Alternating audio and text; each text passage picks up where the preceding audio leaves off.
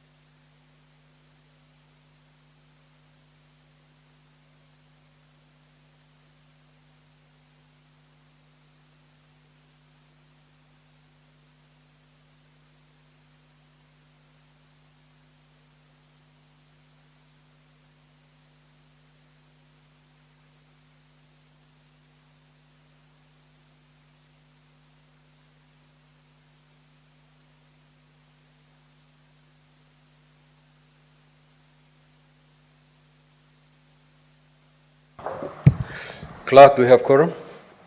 Sergeant at Arms, kindly ring the quorum bell for 10 minutes.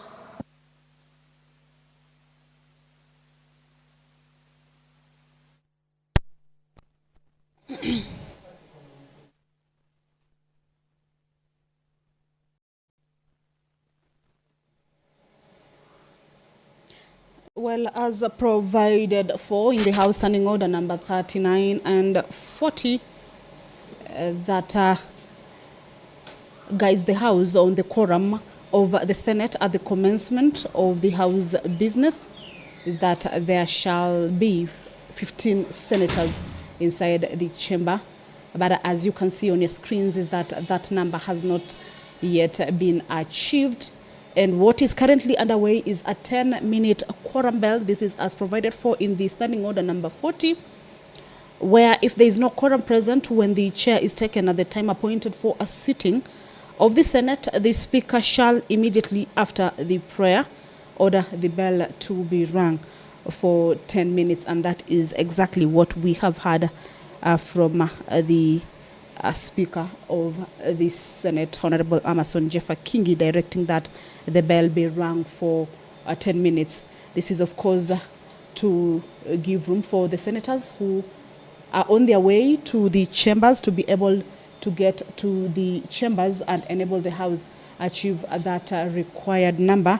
So what we will be seeing now until the end of that bell is that members will be walking in. Remember, at this point, the clerk and the sergeant at arms are keeping tabs with the members getting into the chamber.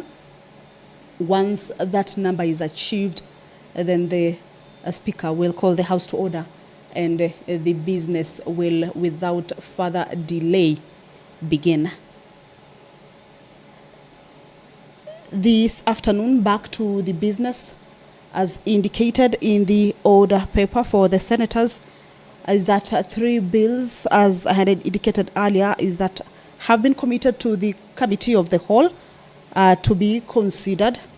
Remember, this is the stage where bills that were dealt with and concluded on at the second reading stage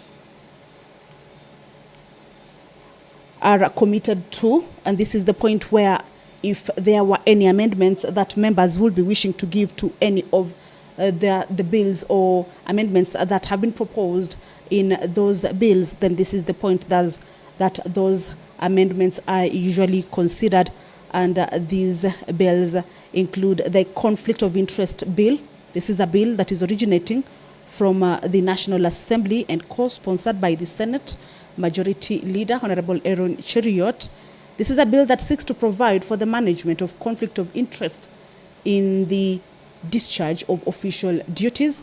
This bill defines situations that amount to conflict of interest and imposes obligations on public officers to avoid situations that would result in conflict of interest.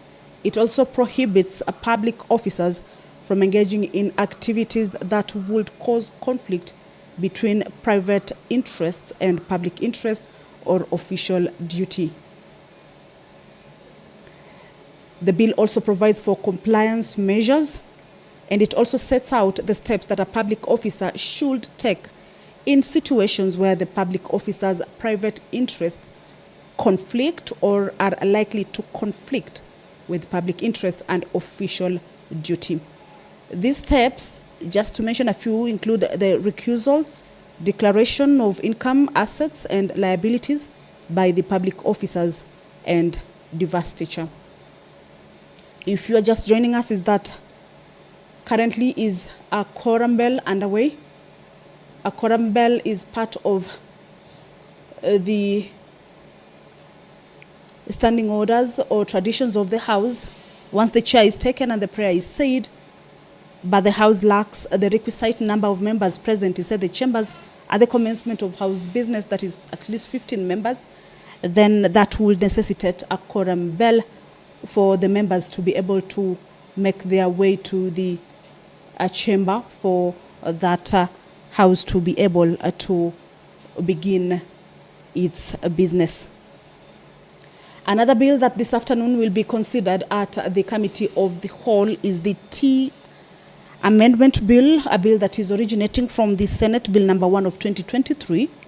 This is a bill by the Honorable Senator Hilary Sigei. And the object of this bill is to amend certain provisions in the Tea Act 2020 in order to protect the tea growers' proceeds from mismanagement by factories. The bill also aims to incentivize value addition of tea by exempting value-added tea from payment of the tea levy. The bill further seeks to liberalize the tea industry, and this will be done through direct sales to tea overseas.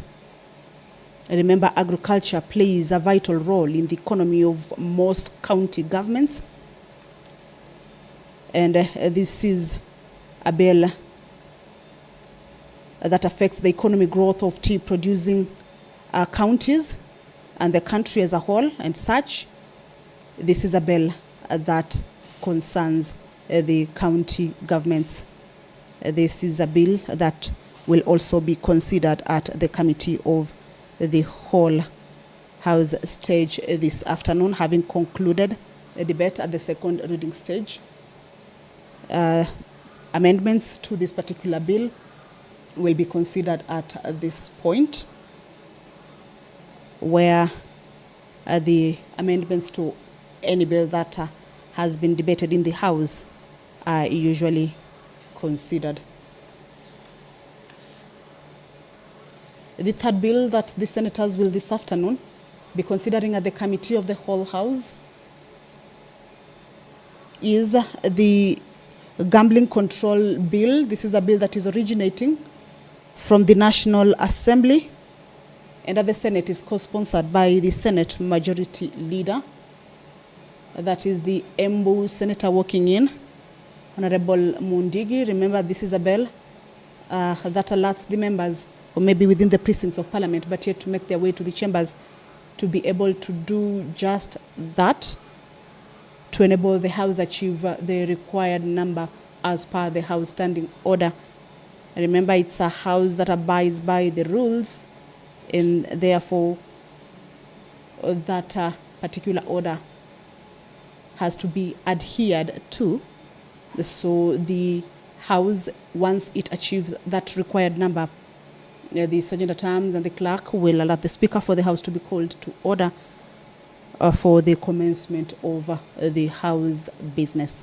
The Gambling Control Bill, Bill number 70 of 2023, a bill originating from the National Assembly, that will be considered at the Committee of the Whole House stage this afternoon. It is a bill that seeks to provide for the regulation of betting, casinos, and other forms of gambling, authorization of prize competitions and public lotteries for the establishment of the Gambling Regulatory Authority of Kenya, for the imposition of tax on betting and other forms of gambling. So these are bills that debate on them were concluded at the second reading stage, and this afternoon, if there were any amendments that had been proposed by the members, then they will be considered at this particular stage.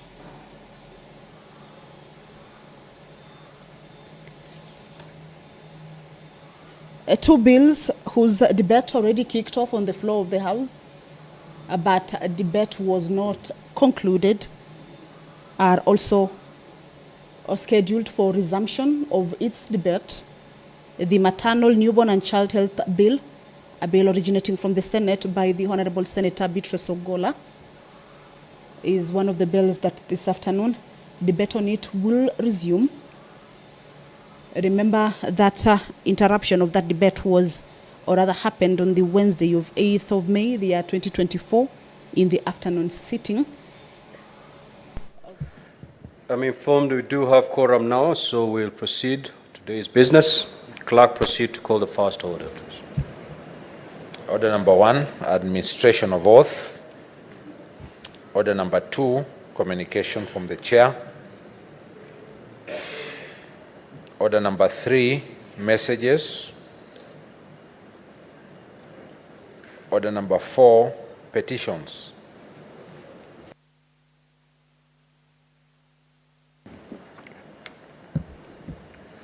Senator Gloria and Wamatinga, take your seats.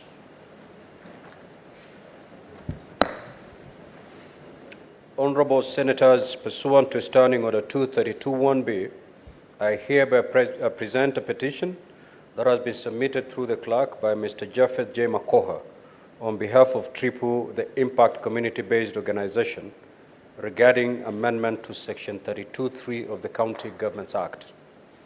As you're aware, Article 1191 of the Constitution states, and I quote, "Every person has a right to petition Parliament to consider any matter within its authority, including to enact, amend, or repeal any legislation." The salient issues raised in the petition are as follows. 1, that Section 32(3) of the County Governments Act states that the governor may assign the deputy governor any other responsibility or portfolio as a member of the county executive committee. That this provision of the law gives the governors the discretion to assign or not assign deputy governors a portfolio within the county executive. The numerous disagreements have existed between many county governors and the deputies, which can be attributed to this provision in the Act. Thus, some first-time county governors have allegedly expressed fear that assigning the deputies some portfolios may render the governors ineffective and unpopular, especially where the deputies display better performance in governance, leadership, and service delivery. Additionally, some second-time governors who might prefer other candidates over their current deputies to succeed them may prefer not to assign the deputies any portfolio for fear of high performance, hence public popularity. That this situation has resulted in conflict between the offices of the governor and the deputy governor, and that citizens have questioned the usefulness of the office of the deputy governors in situations where governors have not assigned deputy governors a portfolio. The petitioners therefore pray that the Senate amend Section 32(3) of the County Governments Act with a view to making it mandatory for county governors to assign a portfolio for deputy governors. Now, honorable senators, pursuant to Standing Order 238(1), I do direct that the petition be committed to the Standing Committee on Justice, Legal Affairs and Human Rights for consideration. And in terms of Standing Order 238(2), the committee is required in not more than 60 calendar days from the time of reading this prayer, which is today, to respond to the petitioner by way of a report addressed to the petitioners and laid on the table of the Senate. I thank you.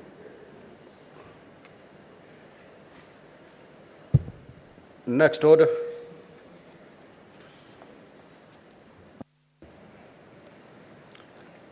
Order number 5, papers.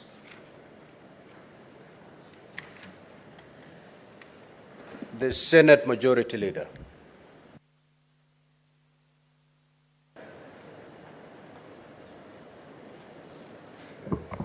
Thank you, Speaker. On behalf of the Majority Leader, I beg to lay the following papers on the table of the Senate today, 14th May 2024.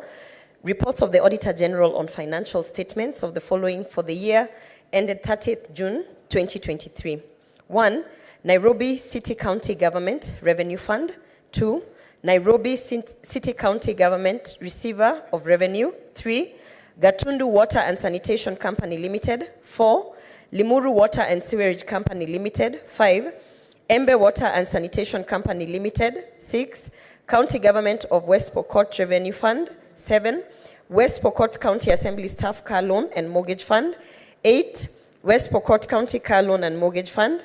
9. Kapenguria Water and Sewage Services Company Limited. 10.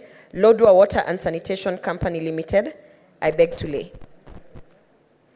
The Chairperson, Standing Committee on Justice, Legal Affairs and Human Rights.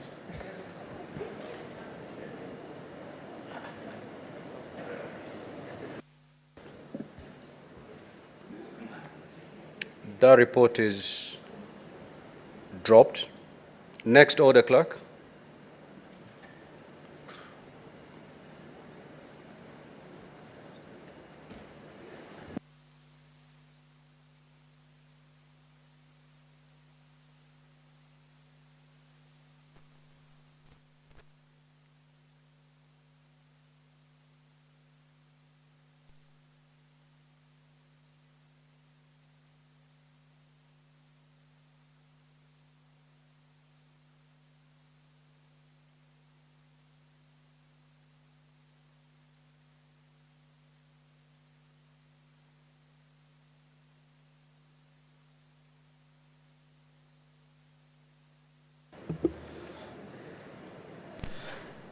Order number 6, notices of motion. Order number 7, questions and statements. Statement pursuant to Standing Order 53-1, the Honorable Senator for Kakamega County, Senator Boni. Thank you, Mr. Speaker. Mr. Speaker, sir, I rise pursuant to Standing Order number 53-1 to seek a statement from the Standing Committee on National Security, Defense and Foreign Affairs on harassment of tuk-tuk and boda-boda operators by the police in Kakamega town. In the statement, the committee should, 1, explain the procedures for the arrest, detention, booking, and arraignment of all persons, particularly tuk-tuk and boda-boda operators who have been found to violate the law. 2, state any measures put in place by the State Department for Internal Security and National Administration to safeguard the operators from harassment, including unlawful and undocumented arrests and detention by the police and county marshals, alias county askaris.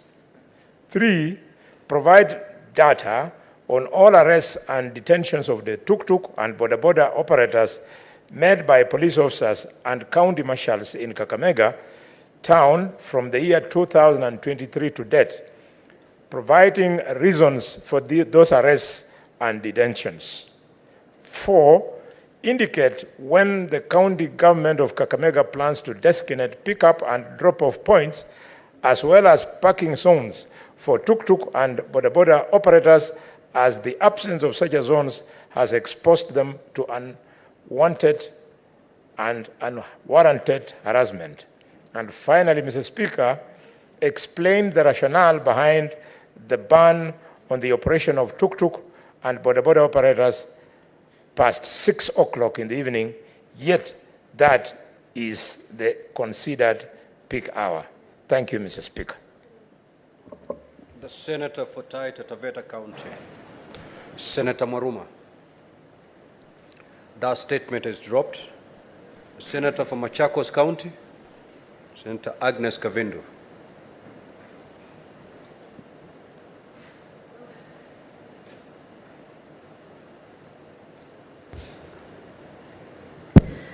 Thank you, Mr. Speaker. Request for a statement on the safety measures in place on reopening of learners. Mr. Speaker, I arise pursuant to Standing Order 53-1 to seek a statement from the Standing Committee of Education regarding the safety and hygiene measures in place ahead of reopening of learning institutions after postponement due to the devastating effects of the ongoing heavy rains to various schools across the country.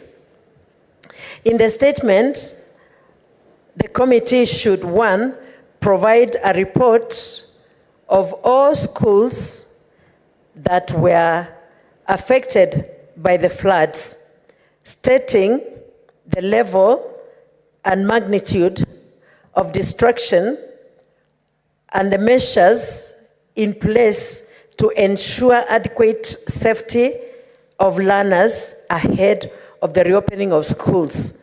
2, report the resources allocated by the government to ensure schools have efficient water supply and requirement standards of sanitation and hygiene. 3, state the number of persons currently hosted in learning institutions as a result of displacement by the floods and other rain-related calamities across the country. And 4, cause a review and improvement of current measures and guidelines to mitigate the effects of floods and learning institutions, including early warning system mechanism in the prevent future interruptions of the learning in schools by floods. Senator Agnes Kavindu, Senator Machakos County. Thank you, Mr. Speaker.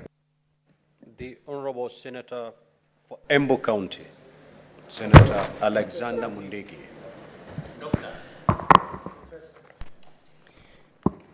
Request for statement on the conversion of the Seven Forks hydroelectric dams in Embu County from single-use to multi-use dams.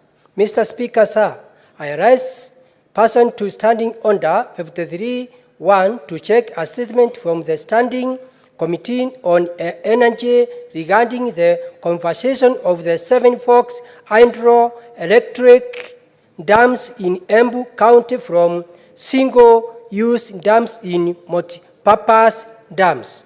In the statement, the committee should, 1, explain the rationale for the continued under-exploitation of the full potential of Masinga, Gitaru, Kamburu, Kindaruma, and Kiambere dams solely designed for the production of electricity, stating why they have not been converted into multi-use dams to provide water for irrigation and household use within Embu County.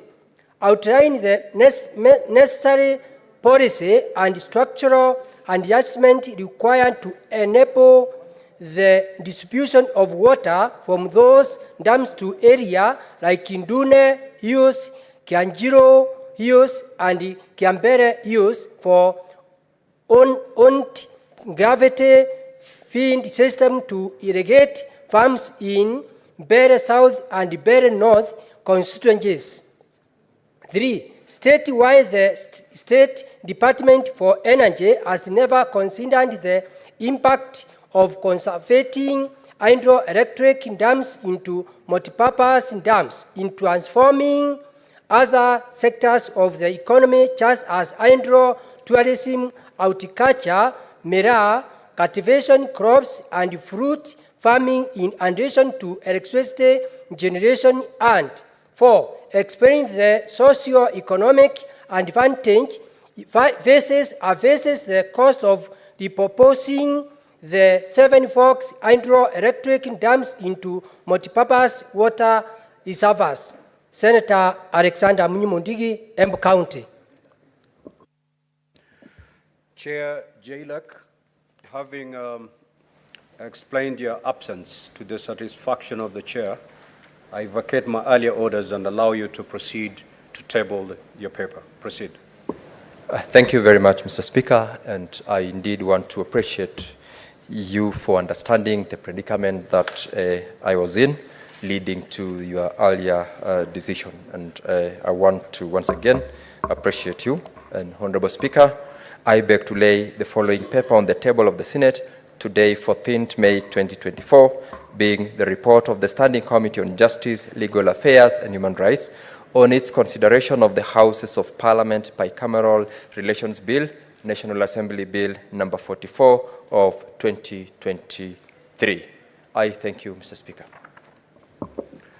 Thank you, Honorable Senators. Before we proceed to the next order, or before maybe allow limited comments on the statements that have been sought, allow me to make the following communication. Senator Funyandarwa, you may do that after the session is done. Now, Honorable Senators, in the Speaker's Gallery, we have 6 students from Kisii University Students Association in Kisii County who are undertaking a one-day education visit in the Senate. Honorable Senators, in our usual tradition of receiving and welcoming visitors to Parliament, I extend a warm welcome to them, and on behalf of the Senate and my own behalf, wish them a fruitful visit. I will allow Senator Gloria under 1 minute to extend a word of welcome to the 6 students representing the association. Thank you, Speaker. Let me take this opportunity to welcome the students to the Senate. This is the upper house. I'm very happy to see you here today, and you should know that we are privileged as Kisii County. We have 3 senators in this house. Our head of delegation is Senator Nyonka, who should be coming in shortly. We also have nominated Senator Esther Okenyuri, who is also on her way here. And I want to welcome you. I hope you get to learn what we do to protect devolution, and that you may come back again. Asante. Now, Honorable Senators will allow limited comments on the statements that have been sought, starting with the Honorable Maanzo. Thank you, Mr. Speaker. Mr. Speaker, I would like to make a comment on the statement of Senator Mudigi, the great senator of Embu. Mr. Speaker, when it comes to the... Honorable Maanzo, I will also allow, though we have already committed that petition to the relevant committee, but you may, if there is a senator wanting to make an intervention of that particular petition, yes, you may take that opportunity when I call you out. Thank you, Mr. Speaker. Mr. Speaker, while supporting Senator Mudiki, I would like to state that, you know, the dams have to be useful to the counties next to them, and also, Mr. Speaker, that the water is also to be useful to the neighborhood. Mr. Speaker, other than generation of electricity, like now that the dams are overflowing, there must be a way of making sure that, Mr. Speaker, that it controls the floods properly, and we really thank God that nothing went extra. Mr. Speaker, on the petition, it is important to note that that petition is on devolution, and devolution is very key. The request may be appropriate, but the framers of our Constitution found it that the deputy governor is the principal assistant to the governor. Mr. Speaker, if you go on to force the governor to mandatorily give an assignment as a minister to the deputy governor, then at times when you are a principal assistant, Mr. Speaker, then you may have also so much work while assisting the governor, so that having an extra job like be a minister for finance, as it happens one time in Machakos, it may also overwork the deputy governor. Mr. Speaker, although I agree that relationship has to be regulated further, Mr. Speaker, it's also a very tricky relationship, Mr. Speaker. When a deputy governor decides to undermine a governor, it also becomes very tricky, and there is no regulation as to that. And again also, when a governor is fully in charge, then we have seen historically when things happen to the governor, then automatically the deputy governor ascends to power. And therefore, while we keenly look at this petition, we need to make sure that, Mr. Speaker, the committee understands why the framers of the Constitution left it the way it is. I thank you, Mr. Speaker. I support.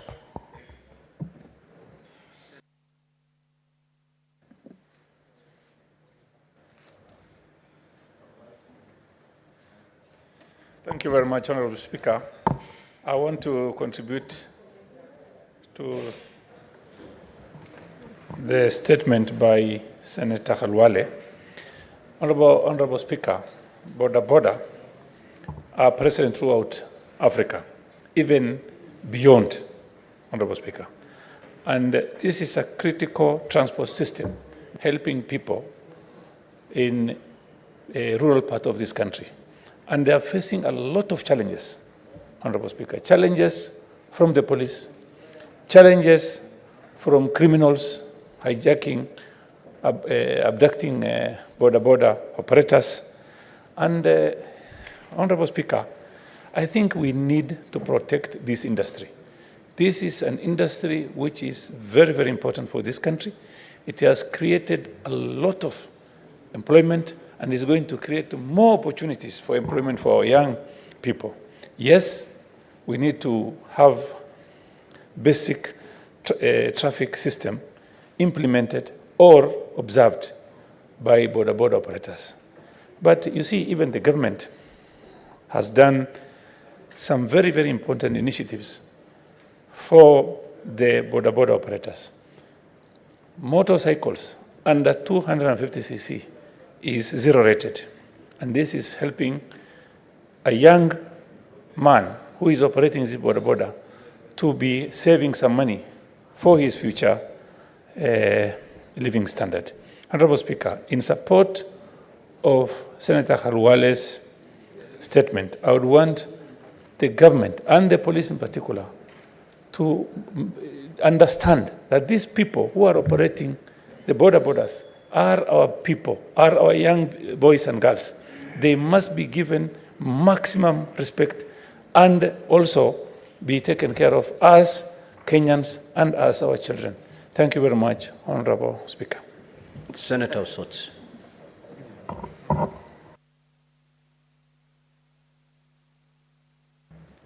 Thank you, Mr. Speaker, for this opportunity just to express my thoughts on the statements by Senator Khalwale and Senator Kavindu. Senator Khalwale's statement on border. I think the problem of harassment of borders is not just confined to Kakamega County, but in all our counties where border receive a lot of harassment from the police, from the passengers, from criminals. And I think this House has an opportunity to help the border sector by ensuring that the borders are protected from all these people, and particularly the police, Mr. Speaker. Mr. Speaker, we have criminals, we have insecurity all over the country, but the police find it easy to target the borders alone. But criminals, the real criminals are there running after our people and committing crimes. So I think it's important for the committee to really look at the issues before it on this matter and come back with a proper report to this House. On the statement by Senator Kavindu on the reopening of schools following the flood situation. Mr. Speaker, we have seen reports that suggest that a significant number of schools have not reopened because of the challenges around created by the floods. The classrooms were destroyed and the environment is not yet conducive for learning. I think it's important that we are made clear on this matter so that the learning is not discontinued in some schools while other schools are going on with the learning. So I think it's important for the Ministry of Education to really take charge and give Kenyans proper direction on this matter. On the petition, on the matter of Deputy Governor and his role, Mr. Speaker, I think the Constitution is very clear under Article 179 that the executive authority of a county is the governor, deputy governor, and the members of the executive committee. How deputy governors end up being spanner boys, we do not understand how that happens, Mr. Speaker. When the Constitution under Article 179 talks about executive authority is vested in the governor, deputy governor, and the members of the executive committee. Mr. Speaker, I read in today's daily, there is a ruling by one of the courts that governors have no powers to sack or even discipline the members of the county executive committee. I think now we have left everything to courts to interpret. I think it's important for the relevant committee to really look at these issues and advise this House on the way forward. Otherwise, Mr. Speaker, I think it's very unfair for deputy governors to continue being managed as small people around in counties. Some have been denied facilities like vehicles. Some have been given vehicles with no fuel. Some are even do not have an office. Mr. Speaker, when I become a governor, I will give my deputy governor full responsibility and powers, because the Constitution is very clear under Article 179 of the Constitution. I support. Senator Kathuri Murungi. First. Thank you, Honorable Speaker. Honorable Speaker, I want to make a brief comment also on the matter of the governors and deputies. The petition issued this floor this afternoon. Honorable Speaker, if you look in there on how even the deputy governor enters office in County Government Act, Article 32, you realize that the deputy governor shall take and subscribe to the oath of affirmation as set out in the schedule to this act before assuming office. What does that tell you, Mr. Speaker? This shows that the deputy governor is actually subject to the oath of office. And once they join the executive and the governor, the first thing that the governors are doing is to make sure that the county, the deputy governor is, Mr. Speaker, left just to the galleries to read the newspapers, not even attending cabinet meetings because he's an executive member. And Mr. Speaker, these deputy governors, because I've interacted with them, I'll be proposing an amendment to this act, Mr. Speaker, to give deputy governors some power so that when working, they can be part of the system, Mr. Speaker. So in the next few days, we have gone to pre-publication, scrutiny, and I'll be advising the Senate on my proposals on the county governors. Mr. Speaker, in some counties, for example, Meru County, the first governor between 2013 to 2017 did not work closely with the governor. But when Governor Kirito Murongo became the governor in 2017 to 2022, the deputy governor was his CEC member finance. And they worked so closely for 5 years. They did their best. Even though they lost the elections, I cannot say this because they did not work together. It was other issues, maybe within the community. But that is a classical example of how a governor can trust his deputy, even in the CEC finance. I was surprised that Senator Manzo sent the CEC finance in makwiny was given a lot of work to do by the governor, which I really don't think so.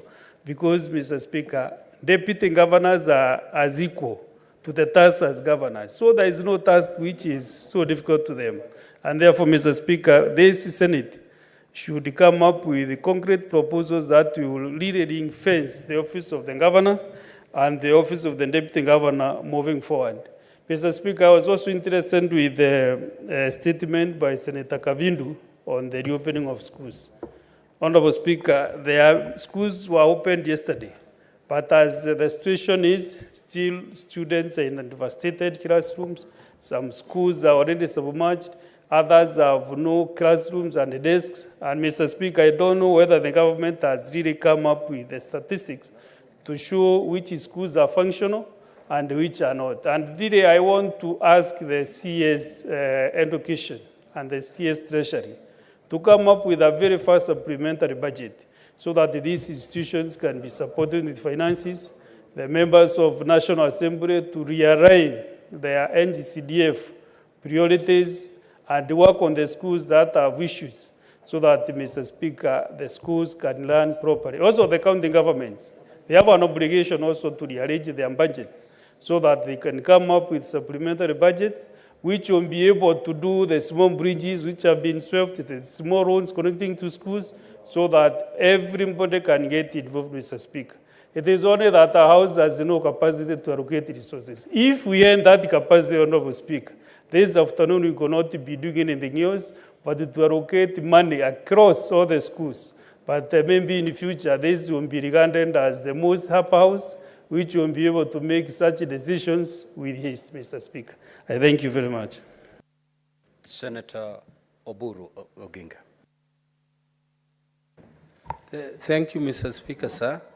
Mr. Speaker, sir, I rise to comment on the statement sought by Senator for Embu County, Senator Alexander Mundingi, on the issue of the dams which should be used for multipurpose.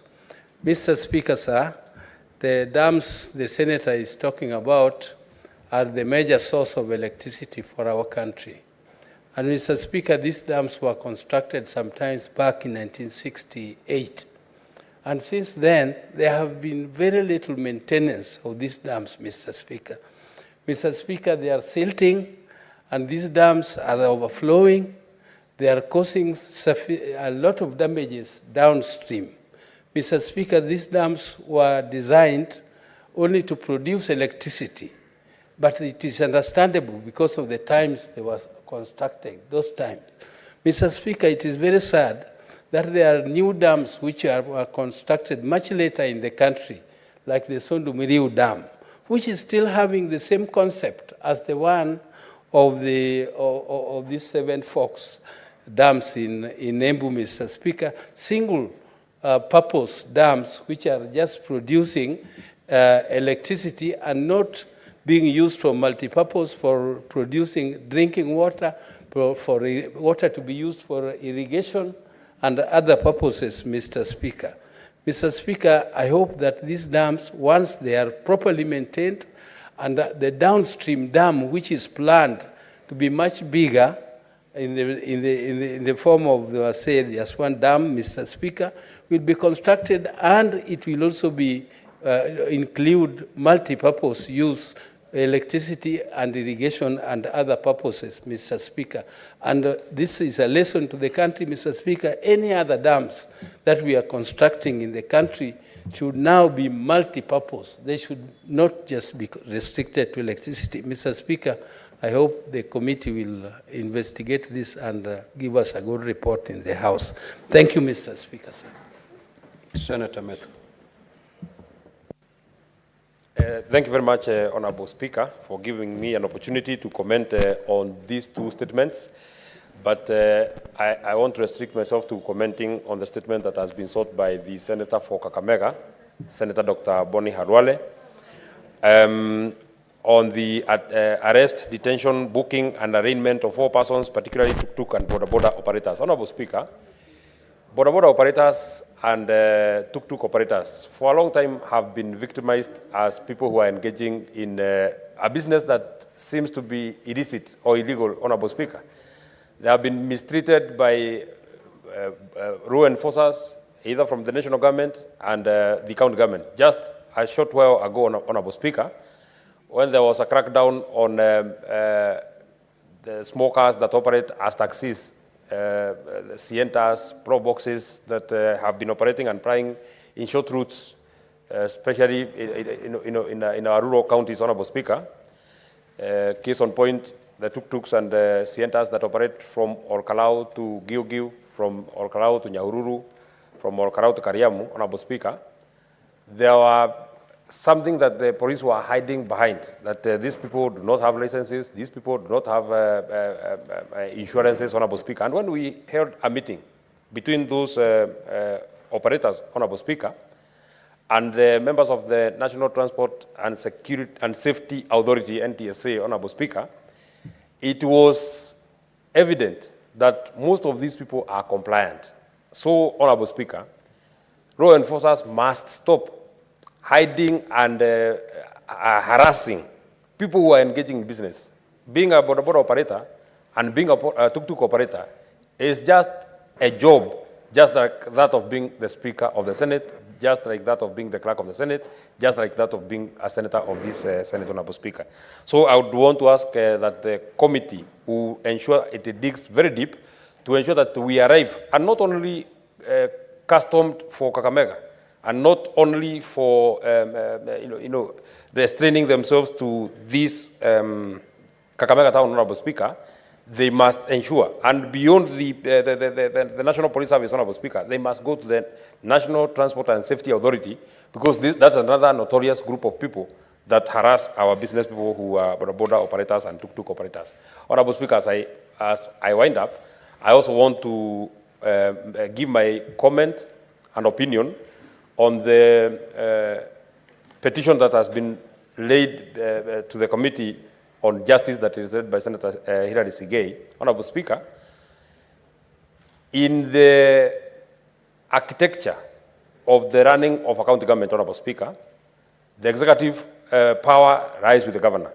The principal assistant to that governor is the deputy governor. Honorable Speaker, in the Article 34, 4 of the County Governments Act, Honorable Speaker, it gives the governor the prerogative of either assigning his deputy a role in as a member of the County Executive Committee or not, Honorable Speaker. And more often than not, as it has been pointed out in that petition, Honorable Speaker, when you are a first-time governor, you do not want to assign roles to your deputy governor so that your deputy governor does not seem to work very hard or does not seem to overshine you or does not seem to be more hardworking than yourself, Honorable Speaker. And that way, he is not seen to be a competition to your office, Honorable Speaker. Once upon a time, Honorable Speaker, there was a deputy governor from a county that I know and that I come from, Honorable Speaker, and he used to say, the way this county has been operating, I have been reduced to a person who is equated to a spare wheel of a vehicle. And a spare wheel can never operate when the four wheels are operational, Honorable Speaker. He was saying that I am here waiting for either the governor to die, become bankrupt, or to become mad. So if he will never become bankrupt, Honorable Speaker, I shall be earning a salary for not doing anything, Honorable Speaker. But then we must also be careful so that we do not assign so many roles as it has been pointed by Senator Gitonga, Honorable Speaker, the Senator for Makwiny, so many responsibilities to the deputy governor that he is not able to be the principal assistant to the governor, Honorable Speaker. But this matter must be looked into. We cannot relegate deputy governors to be flower girls and flower boys, Honorable Speaker. that they don't have anything that they are doing. You cannot be able to tell, I am a senator from Nyandarua, I cannot be able to tell what exactly the deputy governor of Nyandarua does or how he earns his salary. Because you must work to earn. If you're not working, why are you earning? We cannot then leave it to the prerogative. Because some of these marriages, Honorable Speaker, and you know, some of these political marriages are for convenience. It is not that I looked at a certain, my deputy governor and thought that he's a person that we can work together. It is for convenience because he comes from the south, I come from the north, so if we combine our votes, we shall win. After winning, we have no formula of how we shall work for our people. So this is a matter that the JLA committee must put their best foot forward. They must think through it, Honorable Speaker, so that we are able to give justice to the deputy governors and so that we can be able to help. You saw when we are dealing with the petition on the removal of the deputy governor for Kisii, you could be able to tell that the governor and the deputy governor are not working, are not singing the same tune, Honorable Speaker. And you know, Honorable Speaker, the way these marriages are formulated, there's no route for divorce. Once you engage in a marriage, 5-year term. If you come back again, you shall have to stay with your deputy governor for another 5 years. So we must ensure that these marriages work. Whether they want or they don't want, we must ensure that these marriages work. Thank you very much, Honorable Speaker. Senator Beatrice Ogola. Thank you, Honorable Speaker. Honorable Speaker, I want to start by making a comment on the petition. Honorable Speaker, the Constitution talks about a deputy governor as a principal assistant. And a principal assistant, there is no time the Constitution to me has been ambiguous that there shall be a governor, take it to the other way, there shall be a president, there shall be a speaker, as you are here, and a deputy speaker. Honorable Speaker. It is very clear that there has to be order in management, Honorable Speaker. What creates a problem is that there are people who get into this marriage with an arrangement, illusionary arrangements, where some deputy governors think they are going to share power on a 50-50 basis. Honorable Speaker, that is never in the Constitution. So how you work comes to interpersonal and interpersonal skills, Honorable Speaker. And if a deputy governor wishes to be a governor, there's a time frame of after 5 years, you can then work towards being a governor or a president or a speaker. Honorable Speaker, once in this House, Honorable Speaker, the minority had an issue and the Deputy Speaker of the Senate was on the chair. And I remember very well, and it is on the Hansard, that the Deputy Speaker, who was the Speaker then, said that issue would not be solved until the substantive Speaker was on the floor. So, Honorable Speaker, that shows that there are certain duties that cannot be delegated. What is the point of order, Senator Fomero? I have never made such a ruling when I'm presenting this House, Mr. Speaker. Unless if Senator Beatrice can bring an answer and they think that I did that, then Mr. Speaker, it shouldn't be out of order. But also my other point of order was that we know that the marriages are made in heaven, Mr. Speaker. And this marriage between governors and the county deputy governors, what happened that marriages are seen to be made in heaven. And I've heard you quote several in the weddings in Omabay, that now weddings are not working for deputies and their governors. Here on earth. Honorable Speaker, I only emphasize the fact that the Constitution talks about a principal assistant. An assistant comes in when the principal is aside.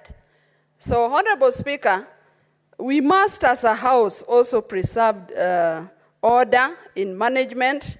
And Honorable Speaker, I was only saying that the kind of relationship that is between a governor and a deputy, just as they began, because they made choices, and choices have consequences. Honorable Speaker, they must rely on the interpersonal skills. And Honorable Speaker, they must not struggle over power, but look at the services they offer to the people in the county. Honorable Speaker, I also want to comment on the statement by the Kakamega Senator on the harassment of border borders and tuk-tuks in Kakamega town. Honorable Speaker, border borders, by their nature now, and because of the state of unemployment in this country, a number of them are very skilled people. Some of them graduates, a number of them Form 4 leavers, and tuk-tuk as well. So, Honorable Speaker, there is need for some organization of these border borders. The police, by their training, must work with the border borders in such a way that they are able to develop them. Honorable Speaker, our counties have sectors like the cooperative docket. This can be put into use where the border borders can be grouped into associations, they can be trained, they can be registered, they can be empowered so that they are helped at the expense of being harassed, because these are people also fighting for livelihoods. But on the other hand, Honorable Speaker, we must also as a country look at the welfare of our security, of our police officers. Honorable Speaker, if you go to many of the police stations, that is not to say that they should harass the border borders or harass any Kenyan. But the police officers, as a country, we must also invest in their welfare. If you go to police stations, and example is my station in Dewa town, and you see the way in which the police officers are living in deplorable houses, as a country, we must also invest in looking at the welfare of the police officer. And lastly, Mr. Speaker, sir, on the safety and hygiene measures put in place ahead of school reopening by the senior senator, Senator Agnes Mutama. Honorable Speaker, just yesterday I watched on news and saw people in Bomet putting in place on their own a bridge because floods, this bridge had not been completed, and pupils and students have to cross from one village to the other. Honorable Speaker, as a nation, we must look at the safety, not only the safety of students, but the safety of everybody. And that brings me, Honorable Speaker, to also make a comment on the many challenges that are facing our education system and schools in particular. Honorable Speaker, we've seen teachers who are referred to as interns. I'm a teacher myself, but that word from the word go was illegal because a teacher by its nature is already somebody who is trained and has gotten teaching practice, so you cannot be an intern again. Honorable Speaker, the welfare of teachers must also be taken care of, and the Teacher Service Commission must put in place a way of solving the issue of the teachers once and for all. Honorable Speaker, I support these two statements. Senator Samson Chirenge, Fanandi. Thank you, Mr. Speaker. Sir, I want just to, in quick succession, support that deputy governors, Mr. Speaker, be given opportunity or be assigned role. I think the evolution has come full circle. We know what works.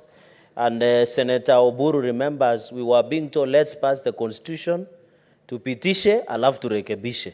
That was the mantra when we passed this 2010 constitution, Mr. Speaker, sir. Mr. Speaker, sir, coming from the impeachment proceeding against Governor of Siaya, William Odwal, and Governor Robert Monda of Kisii, Mr. Speaker, when you are voting for a governor, you vote for the governor and the deputy governor, even if it is out of marriage of convenience, Mr. Speaker. So whenever you go to the ballot, you vote for the governor and the deputy governor on a joint ticket, Mr. Speaker. And therefore, we cannot allow governors to earn salaries and be reading newspapers and drinking chai and mandasi at the expense of the taxpayers, yet they don't have a job description, Mr. Speaker. Why would governors be worried about the ambitions of deputy governors? Any politician who does not have ambition is not a politician, Mr. Speaker. So what I want to say, let us amend the law, let us give designation, because A deputy governor is elected as a governor, because when you vote, you don't only vote for governor, Mr. Speaker. And they remember even in Robert Monda's impeachment and William Odwal, we were touching the same threshold of impeaching a deputy governor just like a governor, Mr. Speaker. So when it comes, governors cannot have their cake and eat it. The same we treat with the threshold that we put, Mr. Speaker, we must ensure we put in place. Mr. Speaker, we have seen even other governors have gone ahead and frustrated their deputy governors. For example, the governor of Siaya, we saw he cannot access his office. He doesn't have a vehicle, he doesn't have fuel, he doesn't have any allocation of resources, Mr. Speaker. Is that how we want to ensure that we put in place, Mr. Speaker? Mr. Speaker, what is your point of order on Senator the issue of Oburu? Mr. Speaker, sir,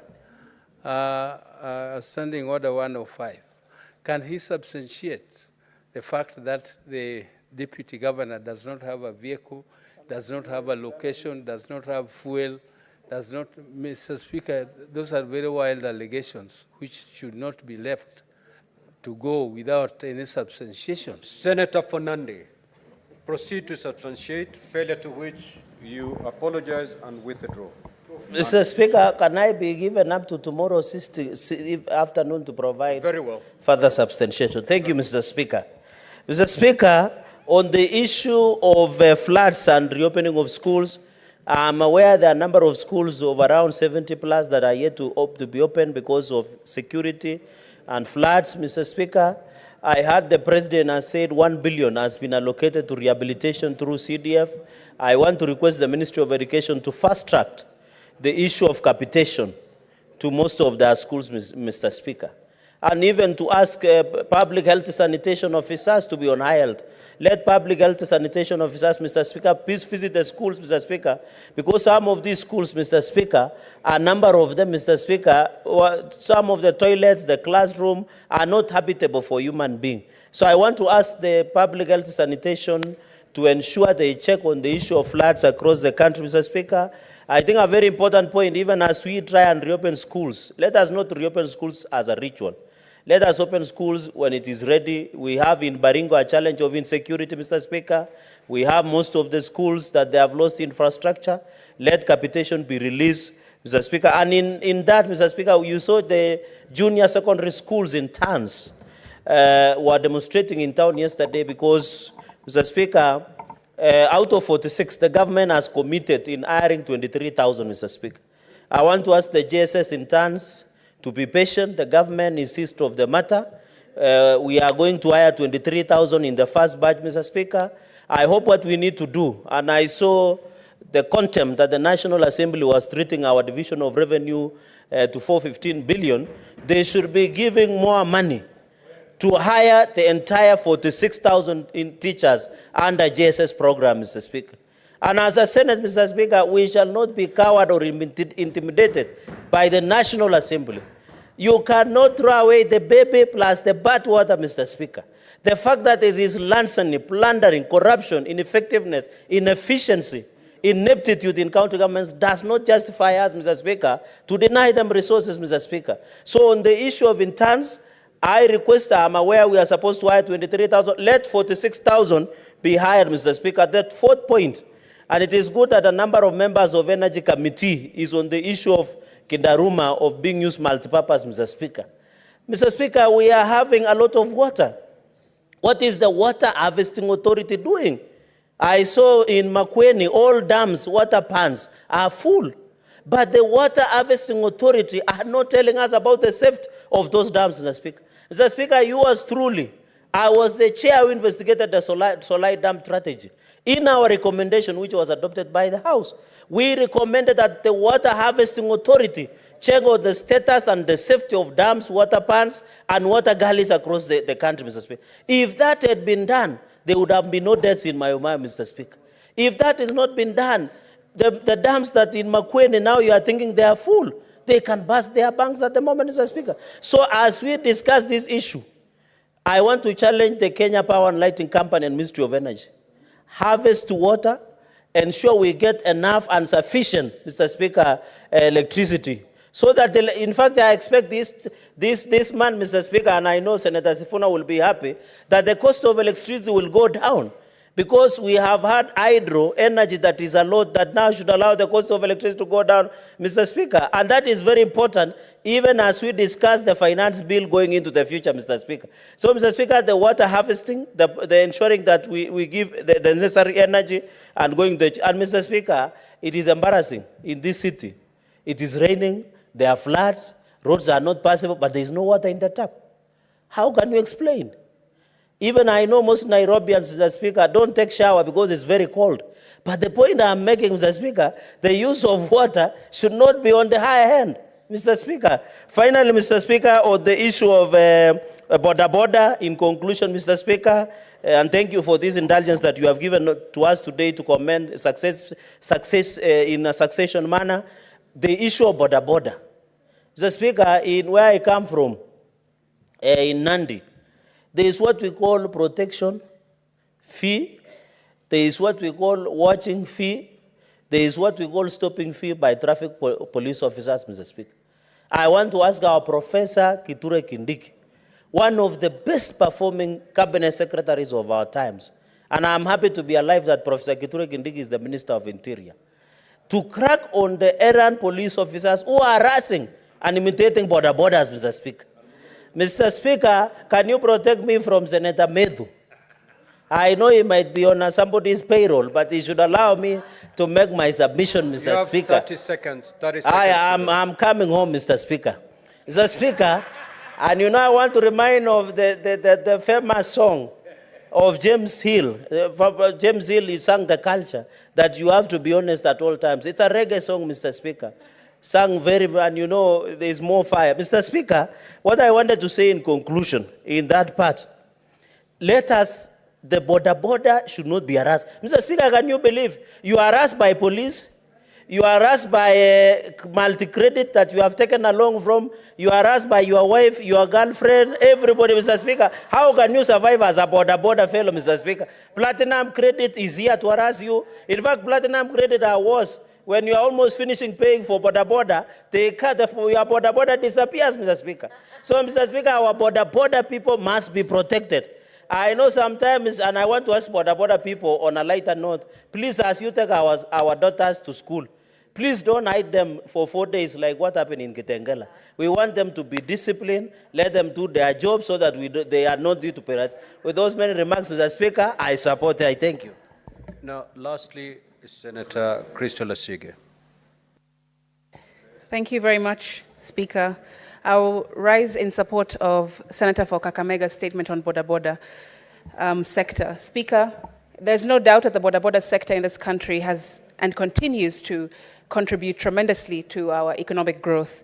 I mean, in the SME ecosystem itself, it has been the one major factor of many SMEs being able to do business easily, and to be able to transport their goods and services across the country. Also, Mr. Speaker, the border industry has created employment for young people and also created employment for those who perhaps had other plans with their careers but have found themselves needing to get creative on ways of income. Now, Mr. Speaker, it's very important, as has been said in the statement, that these border operators are protected, especially because we have also seen a surge in women border operators in the last several years. Them taking up borders, them buying them, operating them, and working, day and night as well in order to better their own lives as women border operators. So it's extremely important that they be protected by our security services. And Mr. Speaker, on the flip side of that, it is a double-edged sword, this matter of the border industry, because they also are being used to conduct criminal activity and being used in very duplicitous ways, unfortunately. So as we continue to, through the Senator's statement, look for protection for border operators, both men and women, we also need to look at how are they also being disciplined at the same time, so that the users of borders can also feel safe when engaging with these operators. Mr. Speaker, it's very important. We also, of course, know that borders conduct these criminal activities, specifically around attacking or petty crime for women and young girls in the country, because they're the most vulnerable, as well as people with disabilities. So this needs to take a double-edged sort of approach, and for both sides of the coin to be protected, Speaker. I also want to stand in support of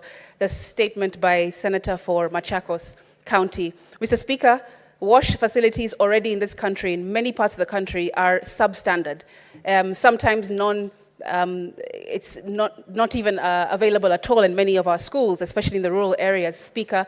And right now, I've had many reports since the flooding has started and throughout the flooding, and even today, whereby special needs schools and schools with children with disabilities have no wash facilities because of this particular flooding that we've seen in the country. And of course, we have seen as well in special needs schools and kids and learners with disabilities who are in different institutions, learning institutions across the country, also suffer because the floods have taken all of their assistive devices. They have washed away things like laptops and assistive devices like braille machines, Mr. Speaker, braille paper. Mr. Speaker, braille paper costs about 2,000 to 4,000 shillings, while a school book can cost 20 to 50 to 100 shillings. And those have been completely destroyed by the floods. Also, Mr. Speaker, braillers cost around 200,000 shillings for a child with visual impairment to be able to write in school, when a pen or a pencil costs 5 to 10 shillings. So you see the cost that kids and learners with disabilities are having to pay because of the floods are exponentially higher than non-disabled learning institutions, although all of them, of course, are very important to look into. I would hope that the Senator for Machakos would dig deeper into how the floods have cost the learning institutions that hold or school children with disabilities in the country, because it's a really big effect and no one is talking about them. Mr. Speaker, there's no point of donor companies, partners from across the world. Even right now, there is a conference called the Inclusive Africa Conference that is talking about assistive technologies and devices for PWDs across the country. There's no point of these amazing initiatives and assistive equipment being brought to the country and being donated to our schools, like Thika School for the Blind, like Likoni School for the Blind and others, when in one foul swoop, Mr. Speaker, the flood completely destroys everything. And then schools have to start from scratch because these are aid assistance that are being given to these schools. There's no sustainability in the country for these devices, for these schools, for these learners. We need more manufacturers to be brought to Kenya so that these equipments can be found easily and also to be found cheaply within the country. So we don't have to rely on the Western world to be bringing them to us and then lose them in a moment through these types of weather patterns that we're seeing. I thank you, Speaker.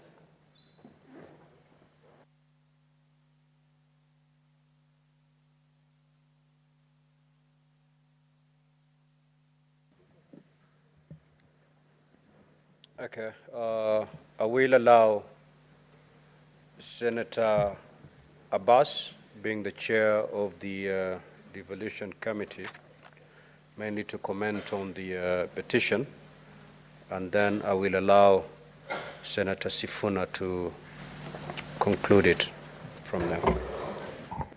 Thank you, Honorable Speaker, for the consideration. Honorable Speaker, I want to talk about the deputy governors. As you're aware, the time people are going for elections, governors don't move alone. And it is constitutional for a governor to have a deputy. Without a deputy, then the governor is not going to be considered for elections. But unfortunately, after taking the office, as I talked to you today, we have 21 cases of different countries that deputy governors have a problem with their governors. And they have reported to our Committee of Devolution. And already we have considered 3. The one in Transia, that they never worked for almost 1.5 years, but now they have worked. Now they are back to office. The deputy governor is back to office, and the deputy governor and governor now are working together. We have the case of Meru, which up to now we are not able to finish. There is the deputy governor of Sia that was impeached, and even yesterday he was writing a letter to my committee, complaining that he has not been given any opportunity to go and work, having been cleared. So, Honorable Speaker, we found that being the principal deputies to governors, most of the governors, deputy governors actually are working in a very difficult situation. That most of them even don't go to their office. Others have even gone back to study because they cannot work. They are not given official cars. Actually, some of them report to the county secretaries. And the CACs have even more powers than the deputy governor, who is the principal person to the governor. Honorable Speaker, as you're aware, that the deputy governor is elected because the governor is a runner to the governor who is elected. And therefore deserves better positions and better services and better office and better funding. We have a bill now that is coming of what is called the Intergovernmental Relations Bill. And the Deputy Governors Committees came to me yesterday, and we said we'll look into it. They read a memoranda, so at least we can be able to consider the issues in that bill.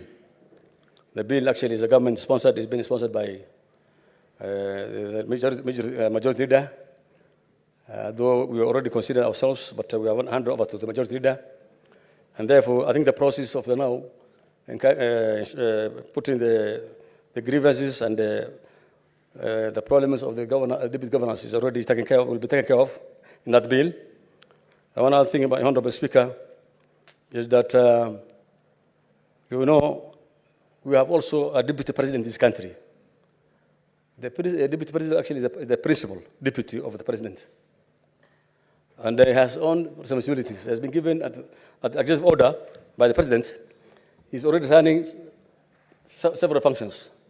He's actually in charge of devolution. He's in charge, he's the chair of the IPAC. I think even the deputy governors should be given responsibility equally, so that at least they can be able to function and work with the governors, and so that they can be able to deliver. With those few information, I wish to support the petition. Thank you. Senator Sifuna. Honorable Speaker, thank you for your indulgence. Mr. Speaker, the statement sought by the Senator for Taita Taveta County, the Honorable Jonas Mwaruma, could not have come at a better time. And I'm really hoping that the Committee on Devolution of this House... Now, Senator Sifuna. Yes. That statement was actually dropped. Oh. But allow me to say one thing, Honorable Speaker. So don't comment on it. Yes, because I caught the tail end of the submissions by my colleague from Nandi on some of the unfortunate pronouncements we had from the National Assembly yesterday regarding the decision by this House to award 415 million shillings to county governments. Honorable Speaker, I think there are things that we as a House have to make very clear. Number one, when we ask for more resources to be devolved to county governments, it's not to take away from the CDF or the National Affirmative Action Fund in the National Assembly. I think what some honorable members in the National Assembly were trying to do is to poison the mind of Kenyans that, in fact, we're going to raise those funds in order to raise the 24 billion extra that this House passed for county governments. Number two, Honorable Speaker, I want the National Assembly also to address itself to the question of whether there is corruption, mismanagement, and misuse of resources in the national government. So that when they stand up and castigate county governments and say, oh, all these people travel with their girlfriends, it's not as if officers in the national government do not have girlfriends that they travel with.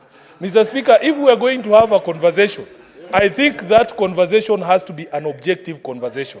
Mr. Speaker, finally, there has to be also a time that in this country, we demonstrate to each individual county how the money that has been allocated to the national government is spread across the 47 counties.